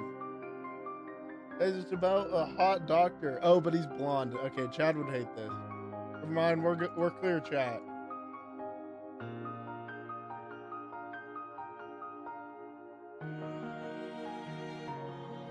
I love it. I fucking hate doctors.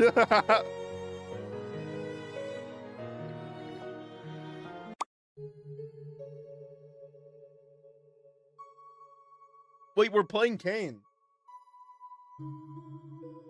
We're playing Kane. There you go.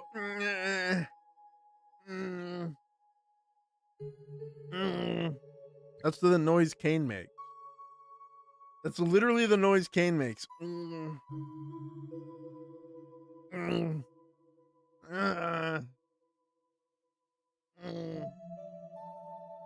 Hold on, I gotta call Kane real fast.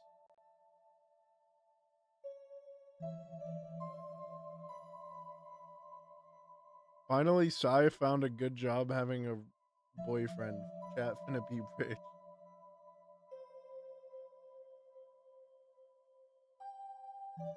Hold on, I'm calling Kane.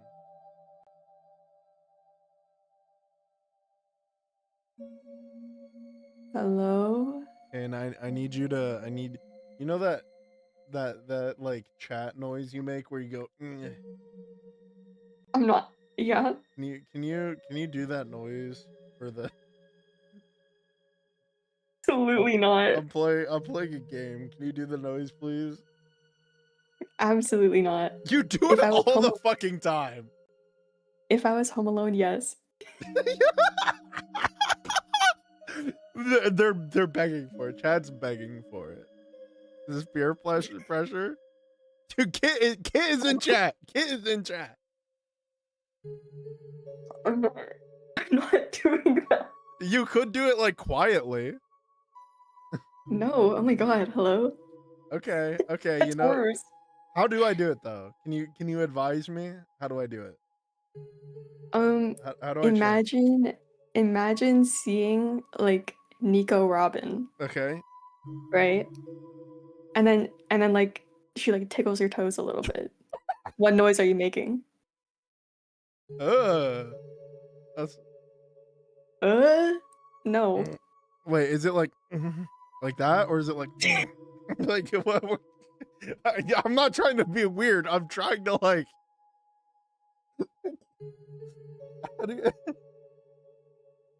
What? Oh my god. Help me out dude. here. How do I do No, this? no, the first time you did it was good. The first time you did it was good. Okay, so it was like, Yeah. And if your chat gets weird about it, I'm banning everybody, by the way. Okay, yeah, if you get weird I'm about it, watching. she will ban you. She will kill you. Lead sniper. I just needed your guidance. Yeah, I hope it helped, okay? Thank you. I'm gonna kill myself now. Good job. Wow. I'm killing myself. I'm gonna yarf on my desk.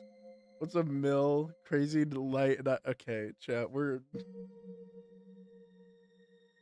Oh my god. Oh my god. Holy shit. Okay. Chat. You all have to be fucking normal. All right, be fucking normal. You're the one being weird right now. You're the ones being weird right now.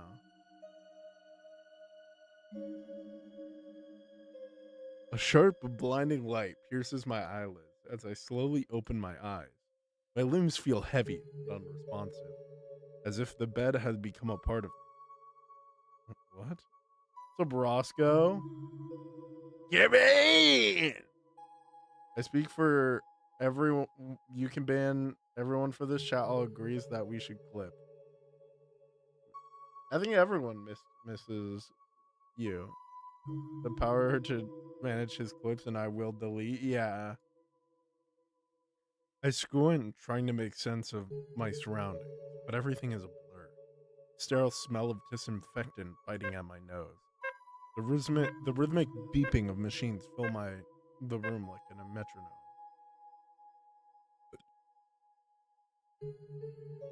I look around disoriented, my vision slowly coming into focus. I'm lying in a bed, covered in crisp white sheets. There's something strapped to my arm. An IV line? What's this doing in my arm? As I come to, there's a deep throbbing ache in my head. Feels like it's about to split my skull from the inside.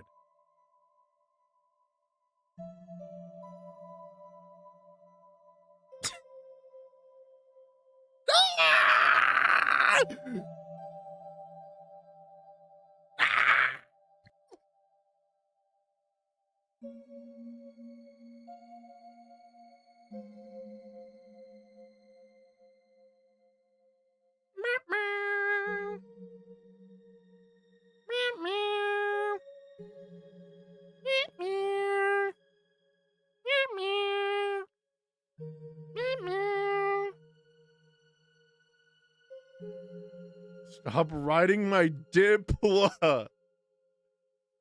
Okay. Roscoe? Leave Kevin alone. All right, we're gonna play nice. We're gonna be good. We're gonna be nice to each other. Or else you will be sent to the Shadow Realm for like 5 minutes and you will see the horrors. You are not getting rid of me. Downvote.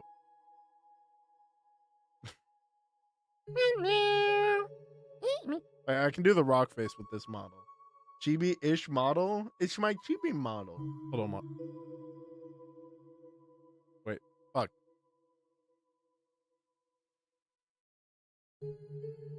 Stop fucking poking my face.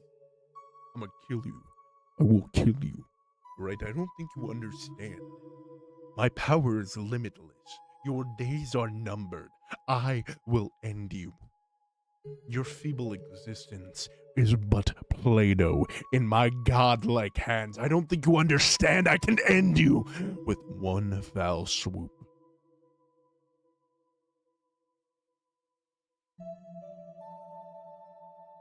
Anyways. Let's play the video game. I can't do the noise.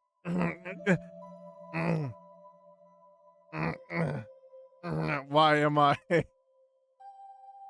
My thoughts are fragmented, disjointed like pieces of a puzzle scattered in every direction.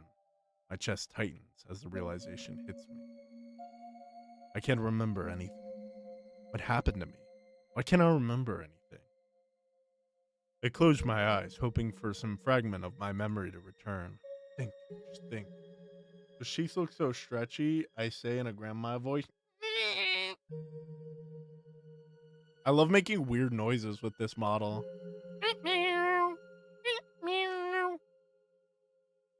Dude, I am so cringe. I'm thinking about this. I'm just a fat man in my room piloting an anime boy, dude. I'm such a chud. Holy shit.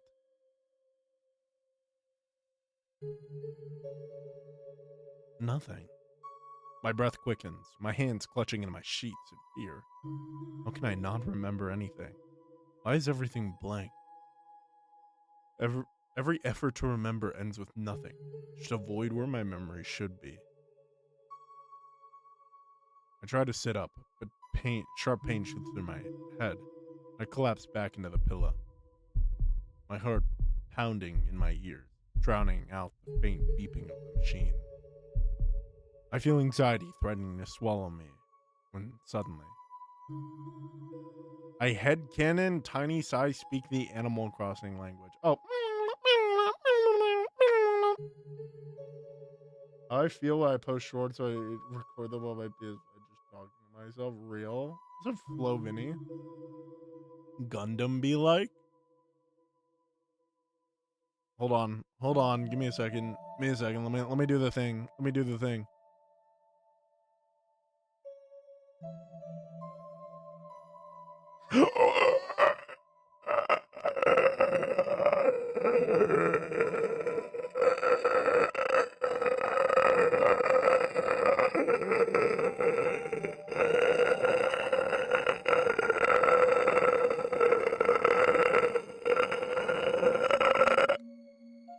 Hi,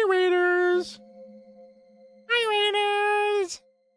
Welcome in.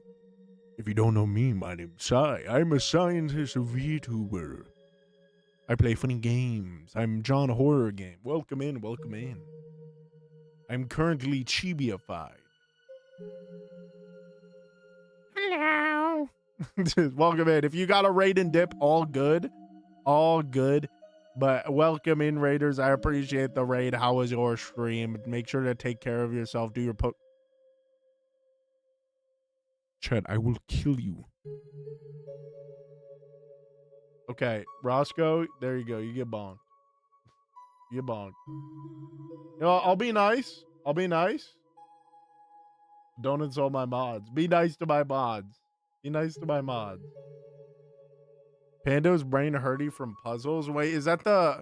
Oh, yeah. I wanted to play the puzzle box game. It looks so funny. But I'm terrible at puzzles. What in the Last of Us universe was that noise? Because it reminds me of a clicker.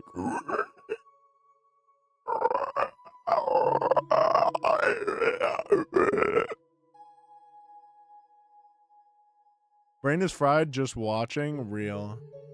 Didn't even see what they said. I won't lie to you. They were all really easy. Hi. Welcome to the Science Lab. Stay, leave or lurk. But remember, take care of yourselves, you house plants. Smiling face with hearts emoji. Don't listen to him sigh. Well, you haven't watched someone who's terrible at puzzle games until you've seen me struggle for an hour on a really basic puzzle in friggin' Poppy Playtime. I got stuck in Poppy Playtime like 3 goddamn times for the stupidest shit. I think I'm the only goddamn motherfucker in the world that could get stuck on Poppy goddamn Playtime. It's okay, so did I. Mission Impossible music plays.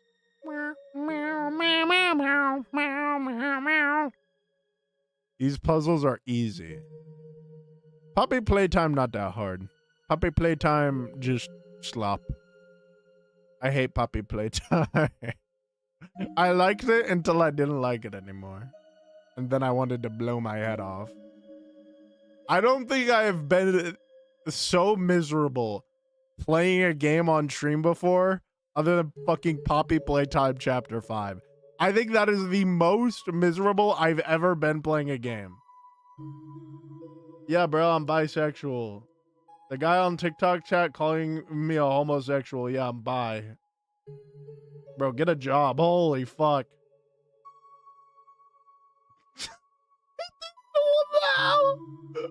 Oh my god, kill that guy. Holy.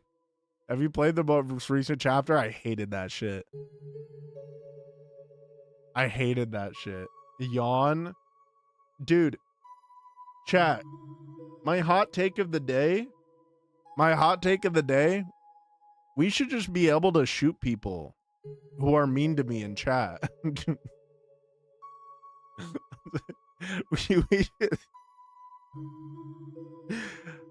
we should just shoot them. Execute them. Have them executed. Preach. Yeah, there's no real way to fix that, Chad, so we just deal.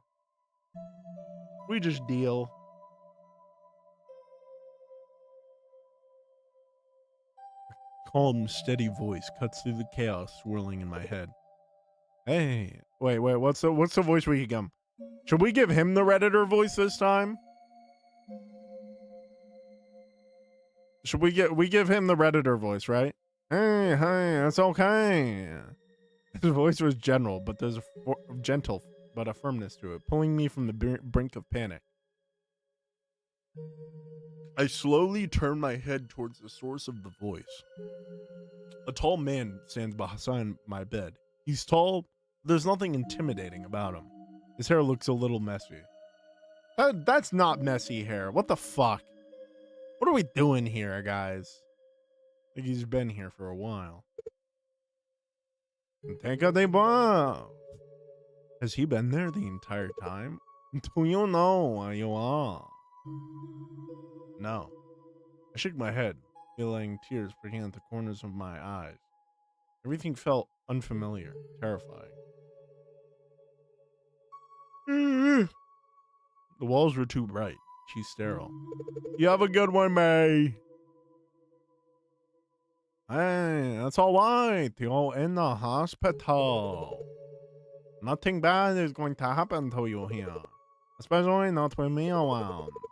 The most important thing right now is that you're awake and talking. I take a deep breath, feeling tightness in my chest starting to loosen. His words were meant to comfort, and they did in a way. They also left me with questions. So many questions that my head felt even heavier than before. Do you remember your name? Alright, what was my name again? Shy the Gamer. Two-dimensionality. Okay, I can't put the second.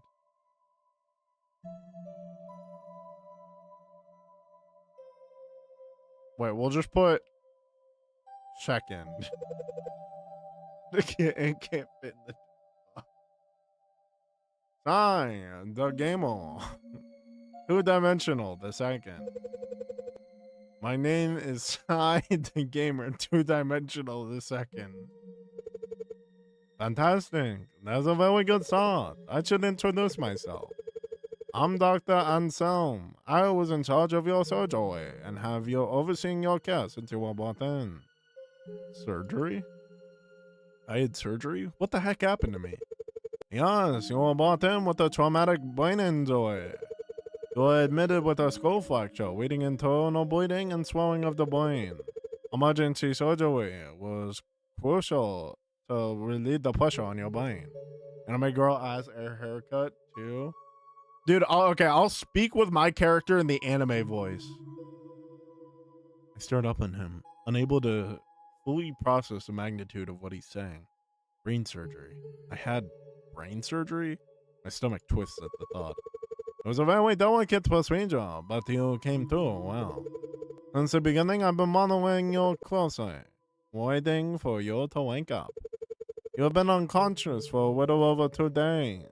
The idea that I've been under his care the whole time, that he's been watching over me while I was still unconscious, is strange and oddly comforting.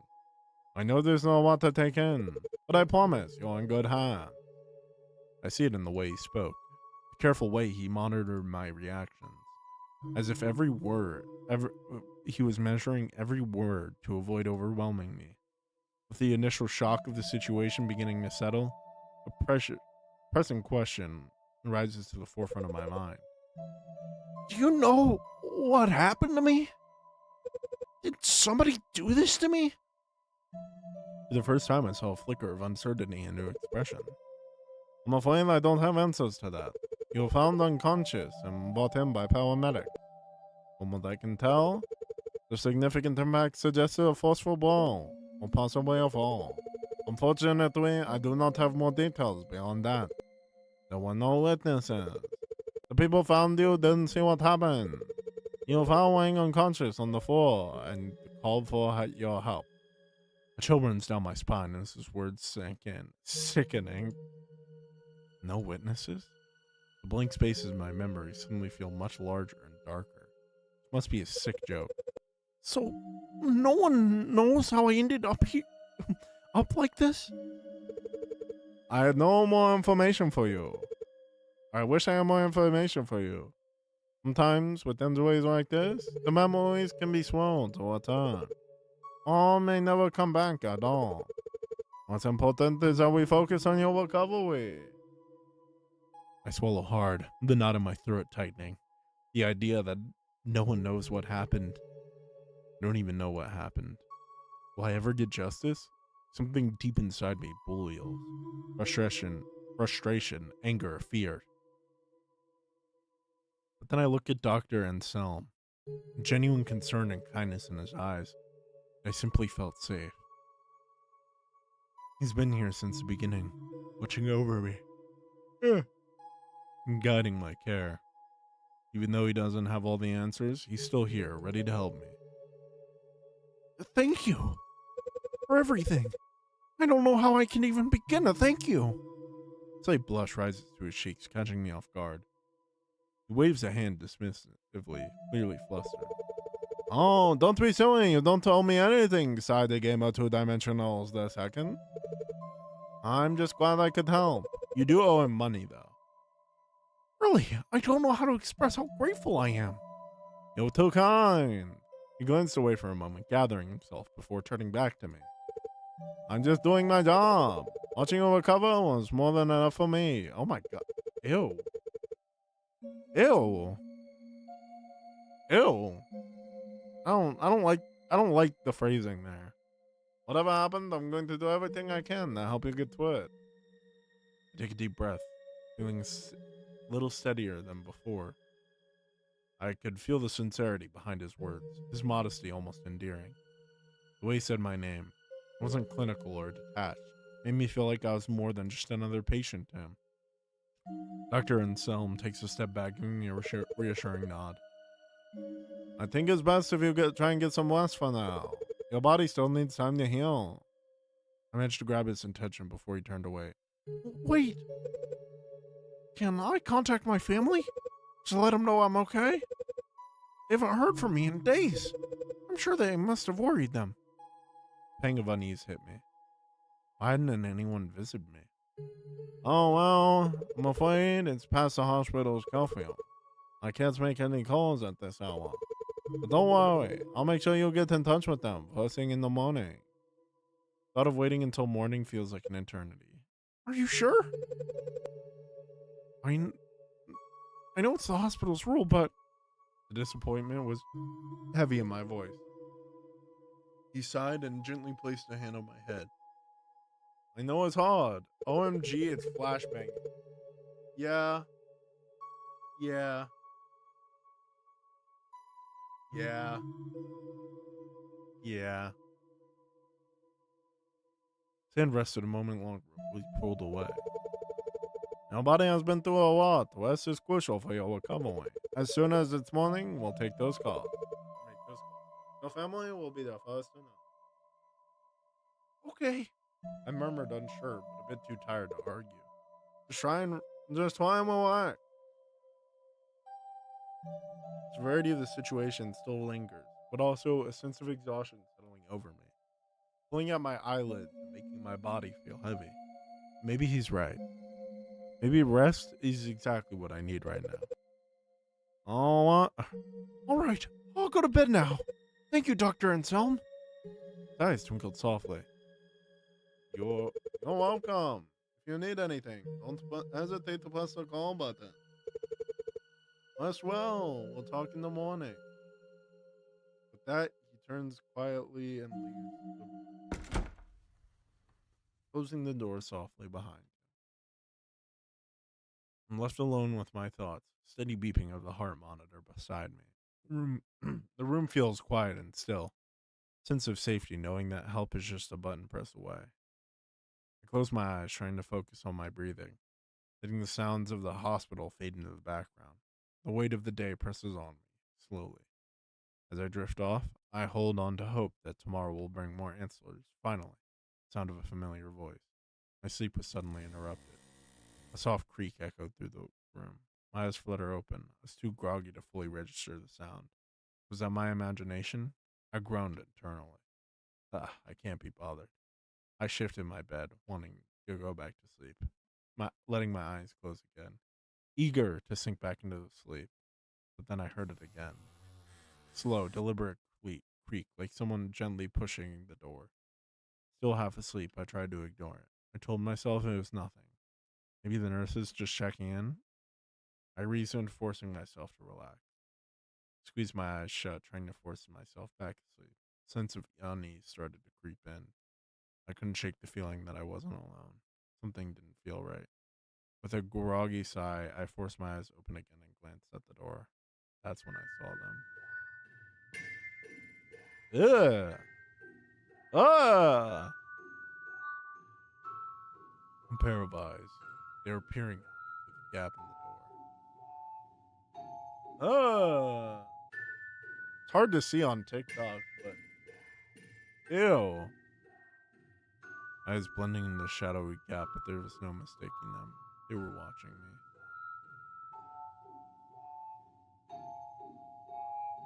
Try threaten. I'm not gonna let this creep scare me. Ahem. Hey, I see you. I know karate, so you better back off. Eyes fixed at me, on as if they're testing my courage. I squint, trying to focus on the narrow gap.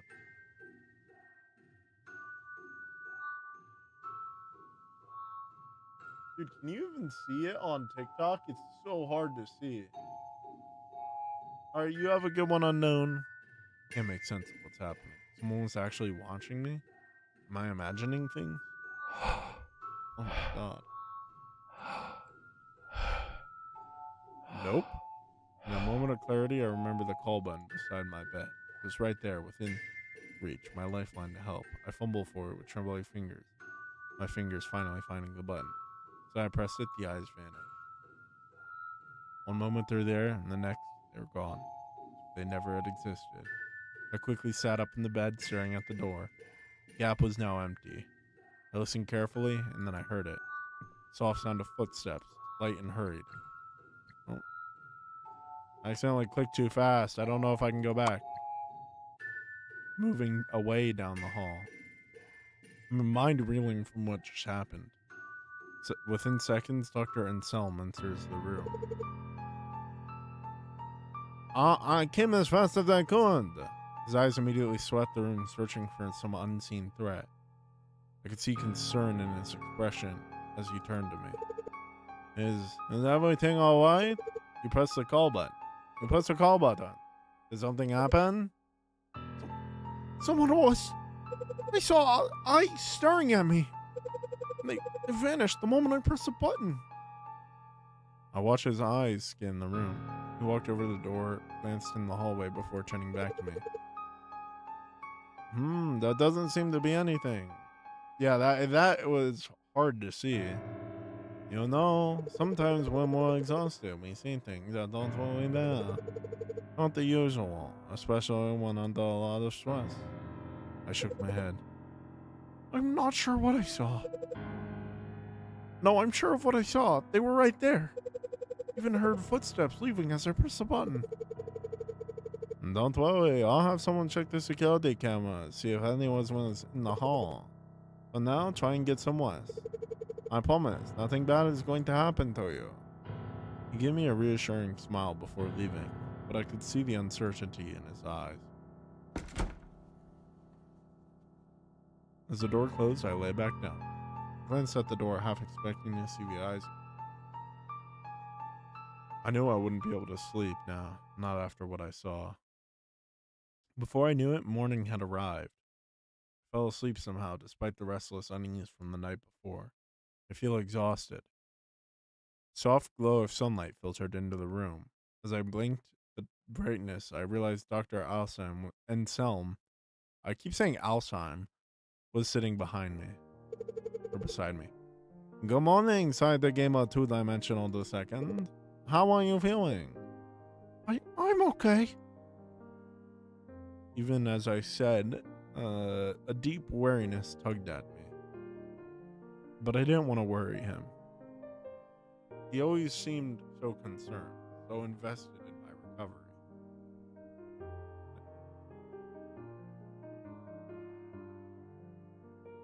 Don't be like me, purplish gray hands. No! You're the purple guy. Thing I wanted is add his burden. About last night. The killed, couldn't find anything on last night's recording. Words hung in the air. What? Those eyes. Had it really just been all in my head? A figment of imagination? But I do hope you managed to get some sleep. I hesitated, unsure of how to respond. Insist. My breath hitched, and anger flared in my chest. Are you serious? I snapped my voice, louder and harsher than I meant. I could feel frustration boiling over, too intense to hold back. There was someone there, Dr. Anselm. I wasn't imagining it. I could feel them watching me. Are you telling me there's no proof? How am I supposed to sleep knowing that creep is still in the building? Dr. Anselm looked sad. My reaction wounded him somehow. He opened his mouth to say something. No words came out for the moment, and silence between us grew thick. I won't talk to them again, wait up. His voice softer now, as though anger had deflated him. I promise I'll dig deeper into this. I don't want you feeling unsafe. He paused, a quiet sadness in his eyes that I couldn't fully understand.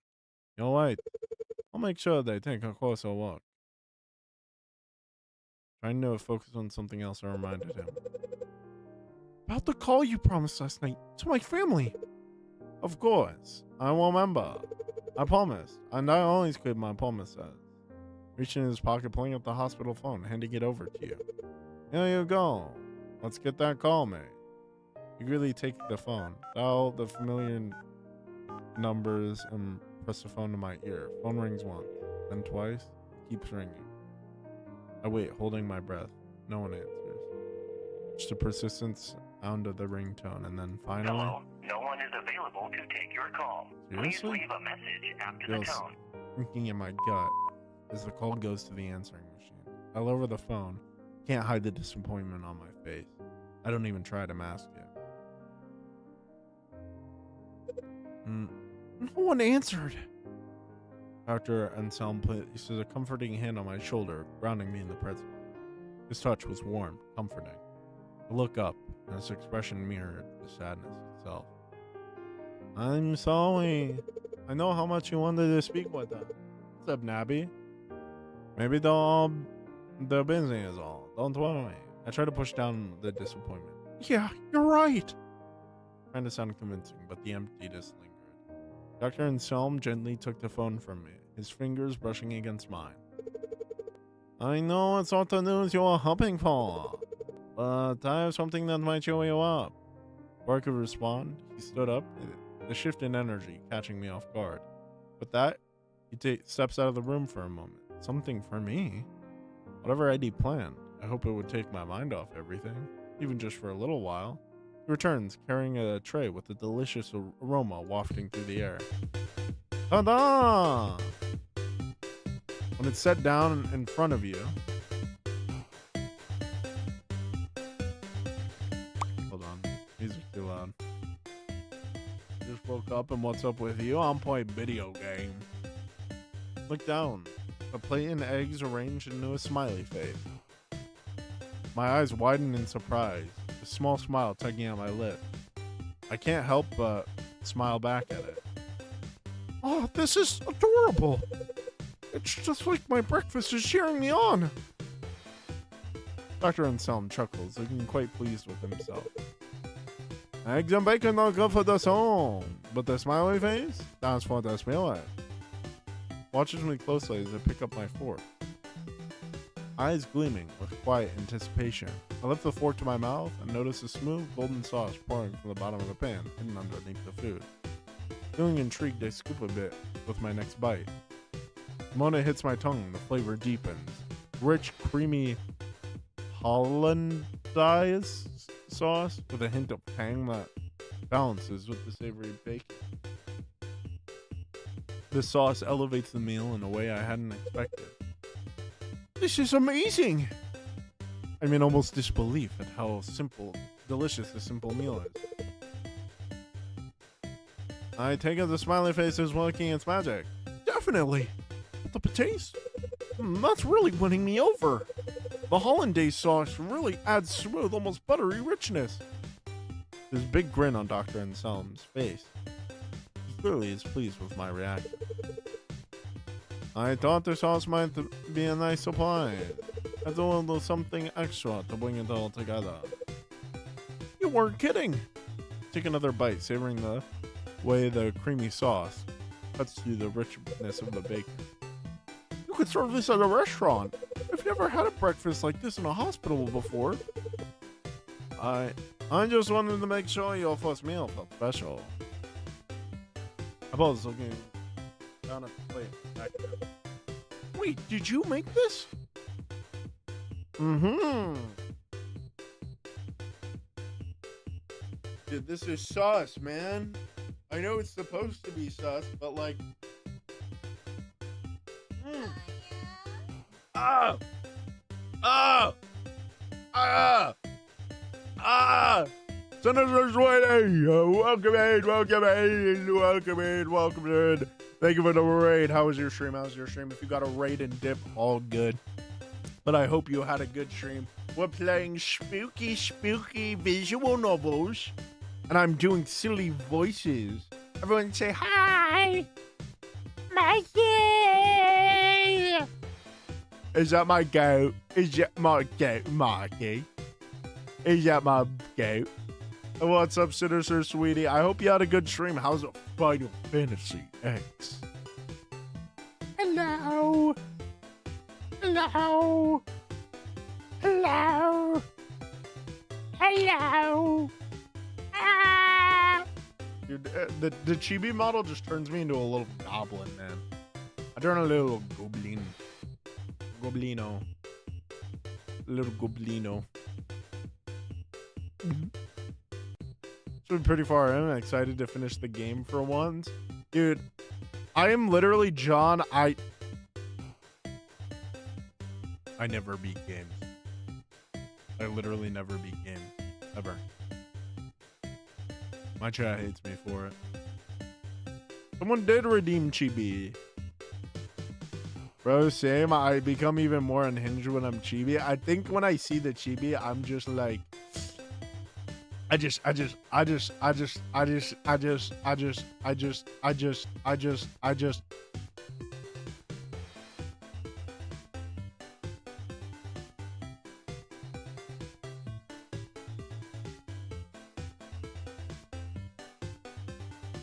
You know what I mean? You know what I mean, chat?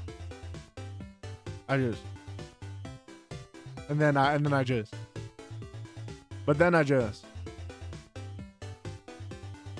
I'ma be a silly little guy. Yeah, I'm just like, I'm silly. I become the silliest of billies. You know, I'm silly. Nodding my head. Bro, Mikey be hitting that fumu sometimes. Mikey just be hitting that fumu sometimes. You know what I'm saying? He goes fumu. He be hitting that. He hits me with the fumu like 24/7. Like fumu.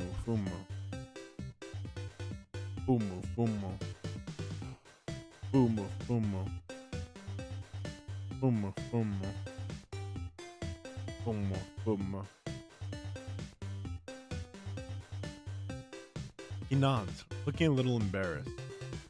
A soft blush creeps onto his cheek. Looks down at the floor for a moment before meeting your eyes. Yes, I did. I know the hospital food isn't exactly known for being, well, gourmet. I didn't want your first meal to be just survival food. I smile at his clear embarrassment, noticing the way he fidgets slightly. Like, he's not used to this kind of attention. Well, you really outdid yourself. Thank you, Dr. Anselm. I really appreciate how much you make me feel comfortable, despite everything. It's like you always know how to make things better. I watch him flush at his compliment. We ready? Yeah, you have a good one, Sinister Sweetie. Thank you. You have a good one. Have a good night. Meow. Everyone say bye. Bye bye. Bye bye. This time he seemed almost bashfully proud, a mix of shyness and happiness sparkling in his eyes. Well, I'm really glad to hear that. I'll make sure you're as comfortable as possible while you're here. Hearing that it's helping, that it makes a difference. It means a lot to me. So Willie, thank you for saying that. Genuine happiness really shined through. It was clear that my compliment had brightened his day in a way that went beyond mere politeness. I was about to finish the last bite of breakfast. My eyes drifted a cup of coffee sitting on the tray. I didn't notice it the whole time I was enjoying my breakfast. Black, steaming, and inviting. His hair is what I end up picking when my feet are on pieces when there are no options. Oh, Pickeroo, yeah. Reached for the cup, taking a tentative sip.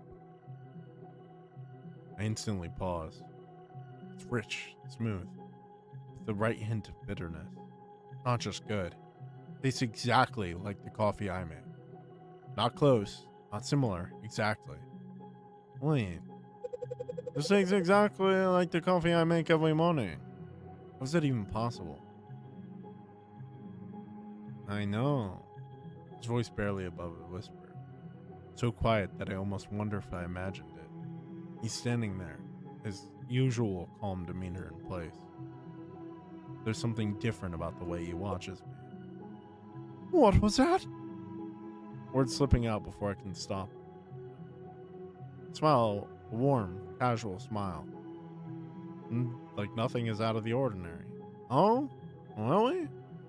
I narrow my eyes, still processing the shock. No one ever gets it right the first time. Not the exact strength of balance of the flavors. Take another slow sip, almost searching for a flaw.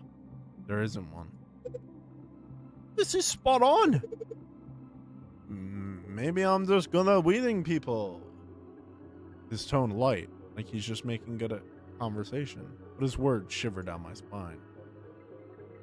Though I can't quite pinpoint why. Either that or you've got some kind of sixth sense. It's kind of uncanny. I shake my head, trying to clear my thoughts.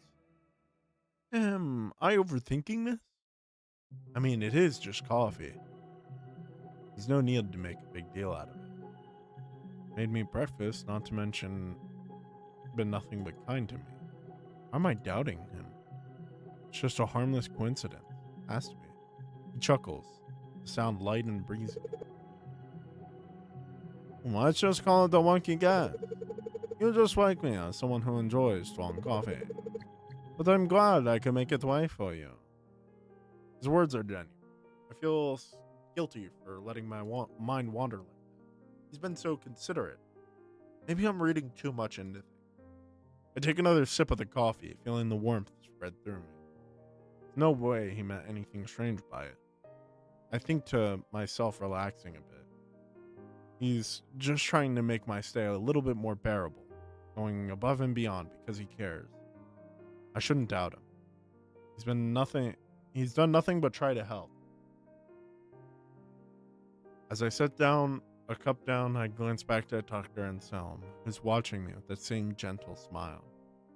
The warmth of the coffee lingers on my tongue, and unsettling thoughts fade into the background. Thank you, Dr. Anselm. It does make a difference. You're welcome, sighed the game of two-dimensionals the second. He glances at his watch. Expression shifts ever so slightly. You should probably get some rest now. He says as though he's reminding me of something important. You've had a long morning. It's important that you don't overexert yourself. I'm fine. Smiles, but his firmness in his gaze that makes it clear he's not going to entertain any argument. I know you're strong, but you need time to heal. Pushing yourself won't help. He steps closer, his hand lightly brushing over the edge of the blanket as he adjusts it over my legs. The tenderness in this gesture, something careful and deliberate. You need to take it easy. An unexpected wave of fatigue hits me, leaving more tired than I anticipated. Whoa, am I experiencing the effects of a food coma? I sigh, feeling the pull of drowsiness become harder to resist. Sensing my thoughts, he offers me a reassuring smile. I'll be back to check on you later. All right. That he quietly leaves the room, closing the door gently behind him. I'm probably having a food coma. Dr. Anselm did say I need lots of rest. I close my eyes, nuzzle my face against the pillows. Time slips by. I'm fully awake from my peaceful nap. I rub my eyes trying to shake off drowsiness. Something catches my attention. The door to my room is slightly ajar. Why is the door left open like that? Was it? No, I'm sure Dr. Anselm closed it before he left. Was somebody watching me sleep? The sight of the partially open door leaves me feeling on edge. I feel vulnerable, exposed. Sit up, heart thudding in my chest as I try and rationalize the situation. Maybe it's nothing. Maybe. Suddenly the door creaks open wider. A figure steps into my room. It's Dr. Anselm. Knock, knock! Smiling warmly, holding a clipboard in one hand and a small tray of medication in the other. I'm here for your checkup and medication. He notices fear etched on my face. You look terrified. What's wrong? Heart still racing, I explained quickly. I was taking a nap, and when I woke up, the door to my room was slightly open. It reminded me of what I saw last night. His face changed slightly. One of guilt. Gaze dropped to the floor. Oh, I'm so sorry, sighed the game of two-dimensional the second. I came in earlier to kill away the tray of utensils from your workbench. I saw you sleeping, so I tried to leave quietly, not to disturb your sleep. I must not have shut the door tightly. I am really sorry. That must have been so frightening for you. I glance over, realizing he's right. The breakfast tray is gone. I didn't even notice my initial panic. A sense of embarrassment creeps in me as I realize I have overreacted. No, I'm so sorry, Dr. Anselm. I think last night left me feeling a little paranoid is all. He shakes his head. No need to apologize. It's completely understandable to feel uneasy. I should have been more careful. Your comfort and peace of mind are very important. I'm so sorry for disturbing that. Thank you, Dr. Anselm. I guess I just need some time to adjust. Of course. He moves in closer to check my vitals. Well, let's get your checkup done, shall we? I promise I'll make sure you close the door properly next time. Place the tray of medication on the table next to me. My eyes fall on the pills. So many pills. What are these for? It's a small plastic cup that shakes it lightly, making the pills inside softly rattle. Oh, these are painkillers and antibiotics. Given your injury, it's still expected you to experience headaches and occasional bouts of pain. Painkillers will help you recover while you're here. Pause for a moment before adding, leaning back slightly as considering the best way to explain. Now these pulls up a larger white and red pill bottle between his fingers. A bit stronger. A narcotic and a analgesic and an analgesic. The potent painkiller used for intense pain. So don't be alarmed if you find yourself feeling more sleepy than usual. Once at the antibiotics, ensuring you're following along, then continue. And since I performed the surgery on you, there's always a risk of infection, and I wouldn't want that happening to you. These will minimize that risk, ensuring your recovery stays on track. I see. I feel more at ease with the explanation. Thank you for taking the time to explain that to me. Of course. It's important that you understand your treatment. If you have any questions or concerns, please don't hesitate to ask. Your recovery is my top priority. Speaking of recovery, question sits heavy on my chest. How long do you think it'll take to make me a full recovery? He lets out a gentle sigh before responding. Well, honestly, it's hard for me to say for sure. We can't push it to predict exactly how long it'll take. Some people heal faster than others. But when it comes to the brain, patience is key. Could take weeks or even months. Seeing the concern on my face, he quickly adds with this soft smile. I know it's not easy to hear. With injuries, especially like yours, we have to be patient. I need to ensure you get back to your daily life safely. When you're ready, wait.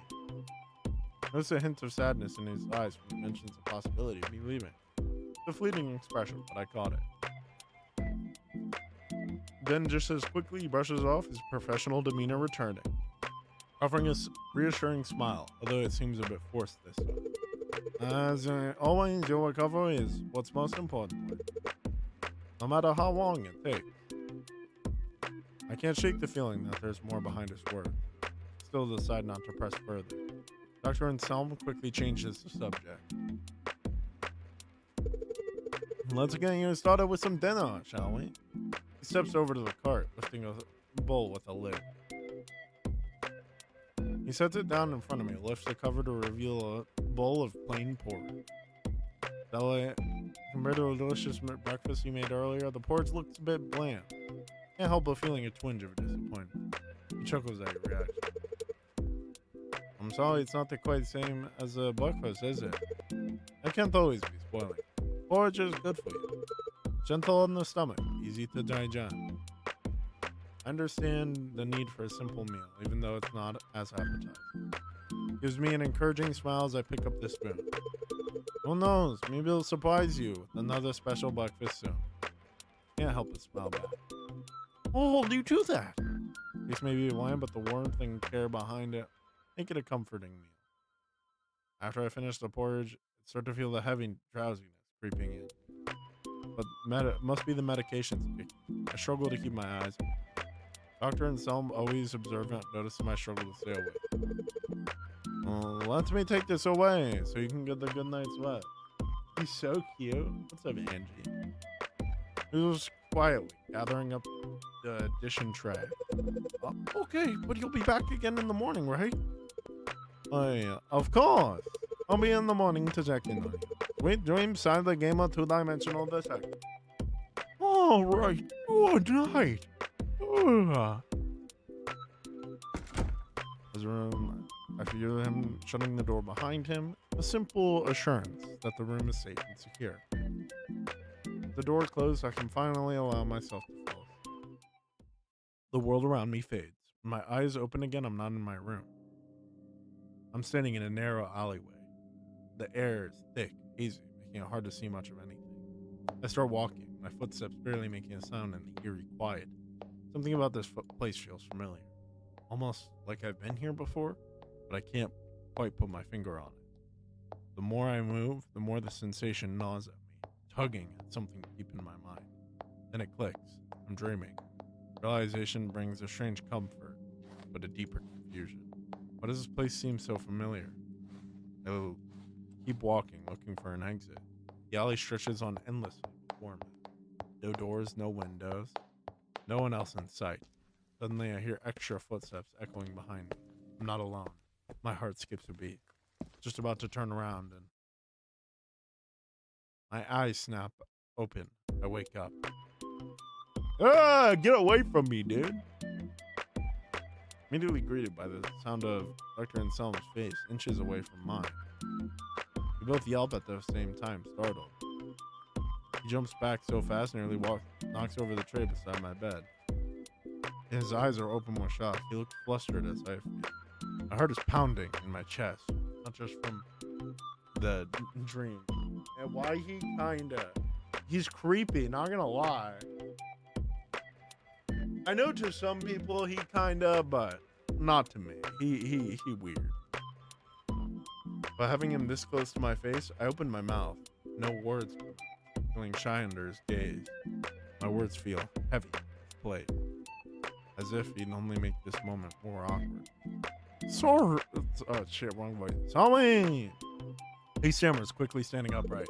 I did not mean to scare you. I watch his hands fidget, nervous.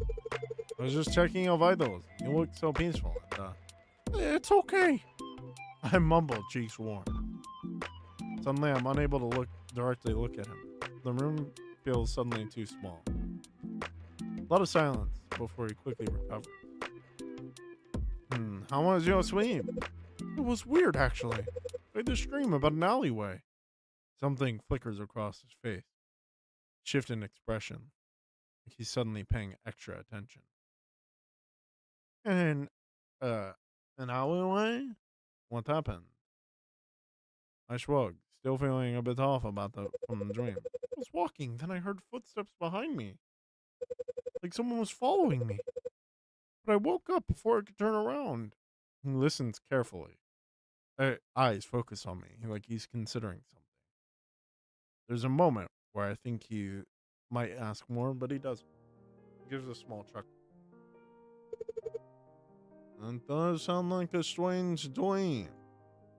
The dreams are usually what made up of random thoughts and feelings, all mixed together. I wouldn't worry too much about it. I released a breath. I didn't realize I was holding it. Yeah, you're right. Thanks for that, Dr. Anselm. Of course. And gestures to a small tray. Anyway, I brought you your breakfast. I hope you're hungry.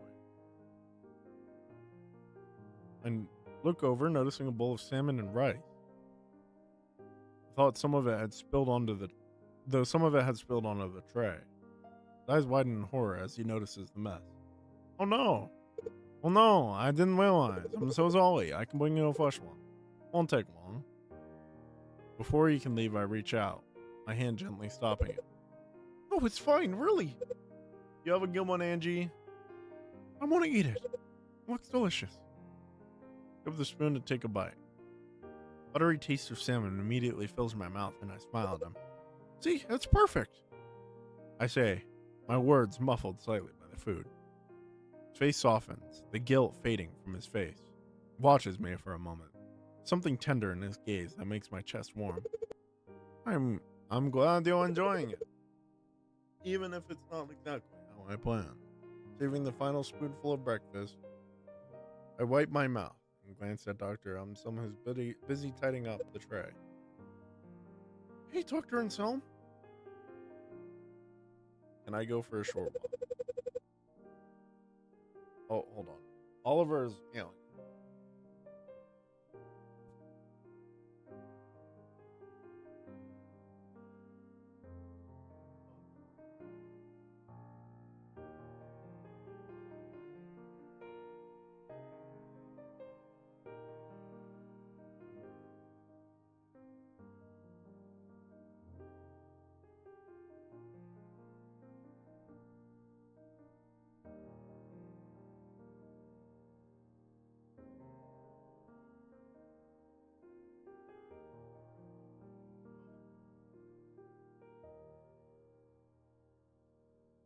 Cleared out for you.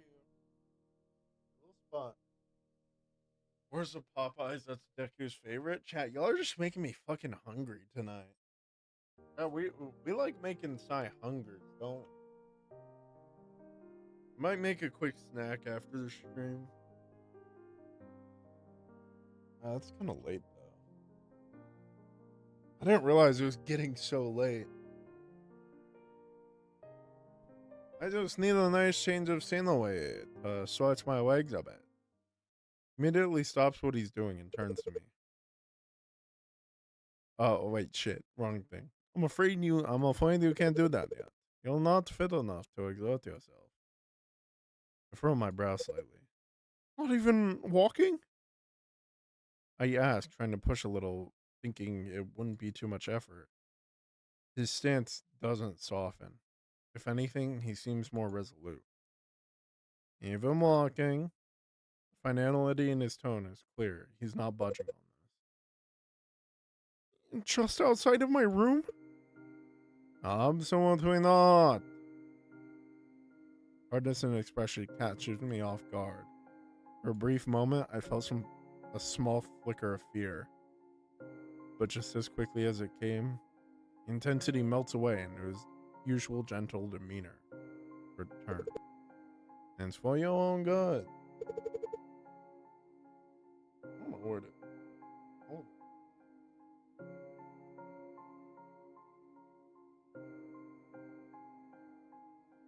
Where did that cat?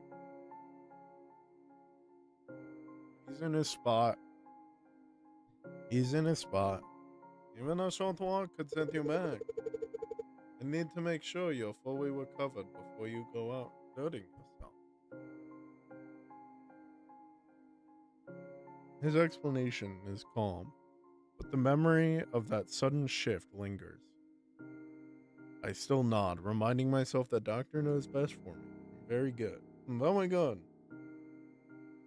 Firmness in his voice is now replaced with a tone of approval. Kissing back into the bed, exhaling softly. But I'm overwhelmed by the sense of sleep. Wait, did I take my medication? The thought floats hazily in my mind, feeling distant and hard to grasp. Try to focus on Dr. Anselm, but his figure starts to blur. My vision slowly fading at the edges, and the room seems to spin. Before I can form a coherent question, I feel the warmth of his hand gently put, and as he gently pulls a blanket over me, tucking me in with gentle care, but it all feels distant. I want to speak, my body feels heavy, my thoughts scatter. I'm pulled into sleep before I even realize what's happening. I gasp awake, my breath catching as I sit up. I blink, trying to gather my bearings. My head is foggy, like I'm still caught in a dream. I sit up, weight of the fatigue still pressing down on me like a heavy blanket. How long was I asleep for? Oh, good evening, sighed the gamer, two-dimensional the second. I look up, startled. Dr. Anselm. I rub my eyes, trying to shake off the grogginess. Evening? My voice scratchy, trying to shake the fog from my mind. How long was I asleep for? Only a few hours. You needed the rest. How are you feeling? I paused, trying to assess myself. Groggy. Really groggy. I admit the words slow to form. Why do I feel so tired? I asked, my voice a little sharper than I intended. I mean, after breakfast, I was exhausted. He didn't flinch or seem surprised by my question. Instead, he pulls up a chair and sits beside me. The same steady patience in his expression that he always had.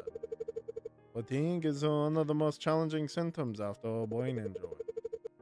The brain has much harder to compensate for the damage, even for the smallest task.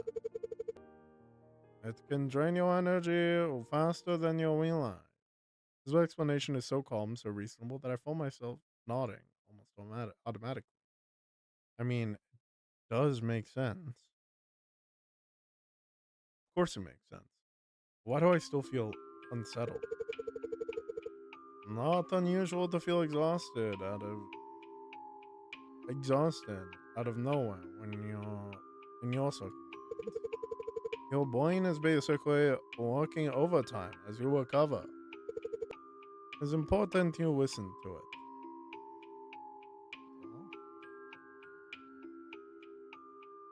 I just found a new part of my keyboard that I didn't realize was there. That's crazy. Give yourself the rest when you need it. I'm nodding, but something inside of me is stirring. Something uneasy. My gut tells me there's more. Something he's not saying. His eyes, warm and kind, do not falter. He pauses briefly, giving the small cup of pills in his hand a gentle shake. Here we go. It's time for your medication. I will save here. There's only 2 endings. So, reject the medication. I stare at the small cup of pills in Dr. Anselm's hand. I don't know why, but today, the sight of those pills makes their chest tighten with dread. He's watching me patiently. Something inside me snaps. No! I'm not taking them! I slap the cup away from him and the pills scatter across the floor. What have you been giving me, Dr. Anselm? I feel exhausted all the time. I can barely think straight. And you keep handing me these pills like it's nothing. Though you'll prescribe medication, sighed the gamer the second, two-dimensional the second. They help you manage your pain, manage your symptoms, and reduce the pain. Without them, I don't trust you. How do I know they're not making everything worse? What if you're keeping something from me? Some look stunned, but it's the sadness in his eyes that stand out. It's subtle, just beneath the surface. Like he's been holding back something to stay composed. I'm not trying to hurt you. The medication is to help you recover. Without it, the pain will come out. This time you're saying Dr. Incel? I can't call him Dr. Incel. You know, that's his name. I can't the bell and watch you suffer. But I'm not listening. The mistrust that's been festering inside me has reached its boiling point. I'm not taking them. I don't trust you. Dr. Incel nods, his face falling slightly as if my words weigh heavily on him. He looks at me for a moment, something unspoken in his eyes, almost pleading sadness. I expect him to argue or push back, but he doesn't. He sighs, stepping back. I won't force you. Stands there, holding a now empty cup. His eyes locking with mine. There's no anger in his gaze, just quiet sadness. So he's trying to remain strong, but can't fully hide deeply how my rejection cuts him. He turns towards the door, moving slowly, almost reluctantly. As he reaches the doorway, he pauses, his hand resting on the handle. If you change your mind, I'll be right here. Voice soft, but I can hear the pain in it. I'll never just stop trying to help you. With one final glance, he leaves the room. The door clicks shut behind him, leaving me alone with my racing thoughts and a lingering tension. The room feels colder, empty. I sit in silence, the air thick with tension of what just happened. My anger still simmers beneath the surface, but the moment Dr. Incel leaves, doubt creeps in. I know I shouldn't have lashed out like that, but something inside me couldn't just let go of the distrust. With nothing left to do, I let out a long, shaky breath, trying to shake off exhaustion that weighs down on me. Maybe I just need a rest. Maybe everything will be clearer if I can just take this. But almost immediately, a sharp stabbing pain erupts inside my skull, so intense it rips a gasp from my throat. Pain is unbearable, instant and overwhelming, as if something inside my head clawing, tearing, ripping, trying to break free. I clutch my head in my hands, squeezing as if I can somehow crush the pain away, but it's useless. Vision blurs and darkens, the room twisting and warping around me. I can barely see. I need help. I need to call someone. I reach blindly for the call button, my fingers trembling so badly that they feel useless, slipping across the bedside table in desperation. The call button trembling in my hand uselessly bounced onto the floor. I know I have to move, but I have to get help, or this pain rips me apart. Force myself to stand, stumbling forward like a puppet whose strings have been cut. My legs give out beneath me, the world spinning as I fall. Crunch. The sound is horrible. A wet snapping noise that reverberates through my body, as if something inside me snapped, but I don't know what. My neck? My spine? I hit the floor, crumpling in a heap. Side the game of two-dimensional the second. Side the game of two-dimensional the second. Someone calling out my name. I can't move. I can't breathe. Please stay with me. Okay. So we just fucking die? This is all my fault.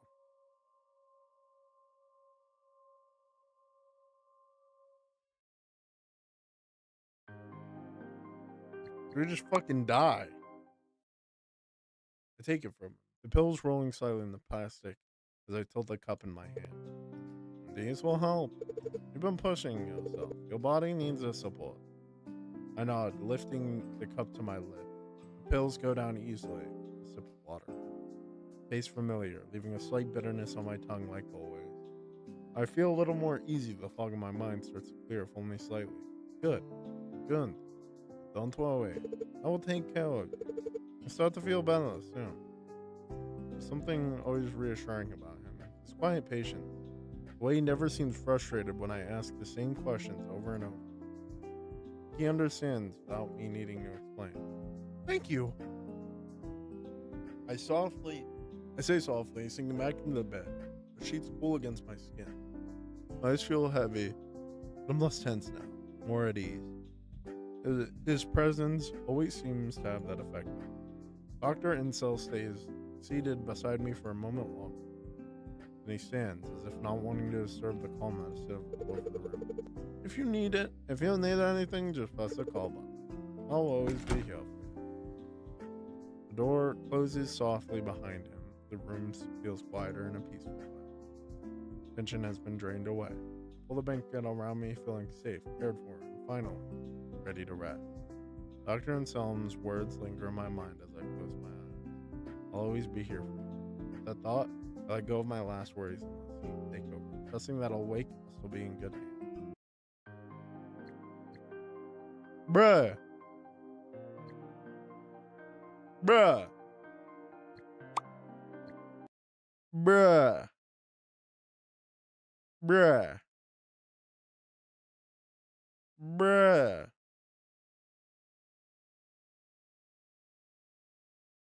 Bruh. Bruh. Bruh. Bruh.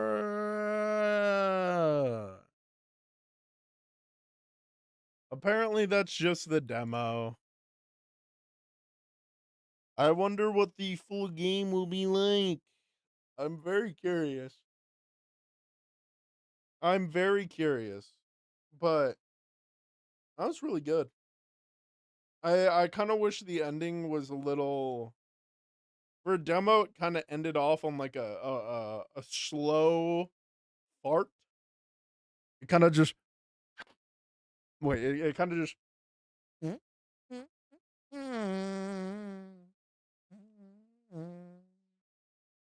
just kind of tooted out.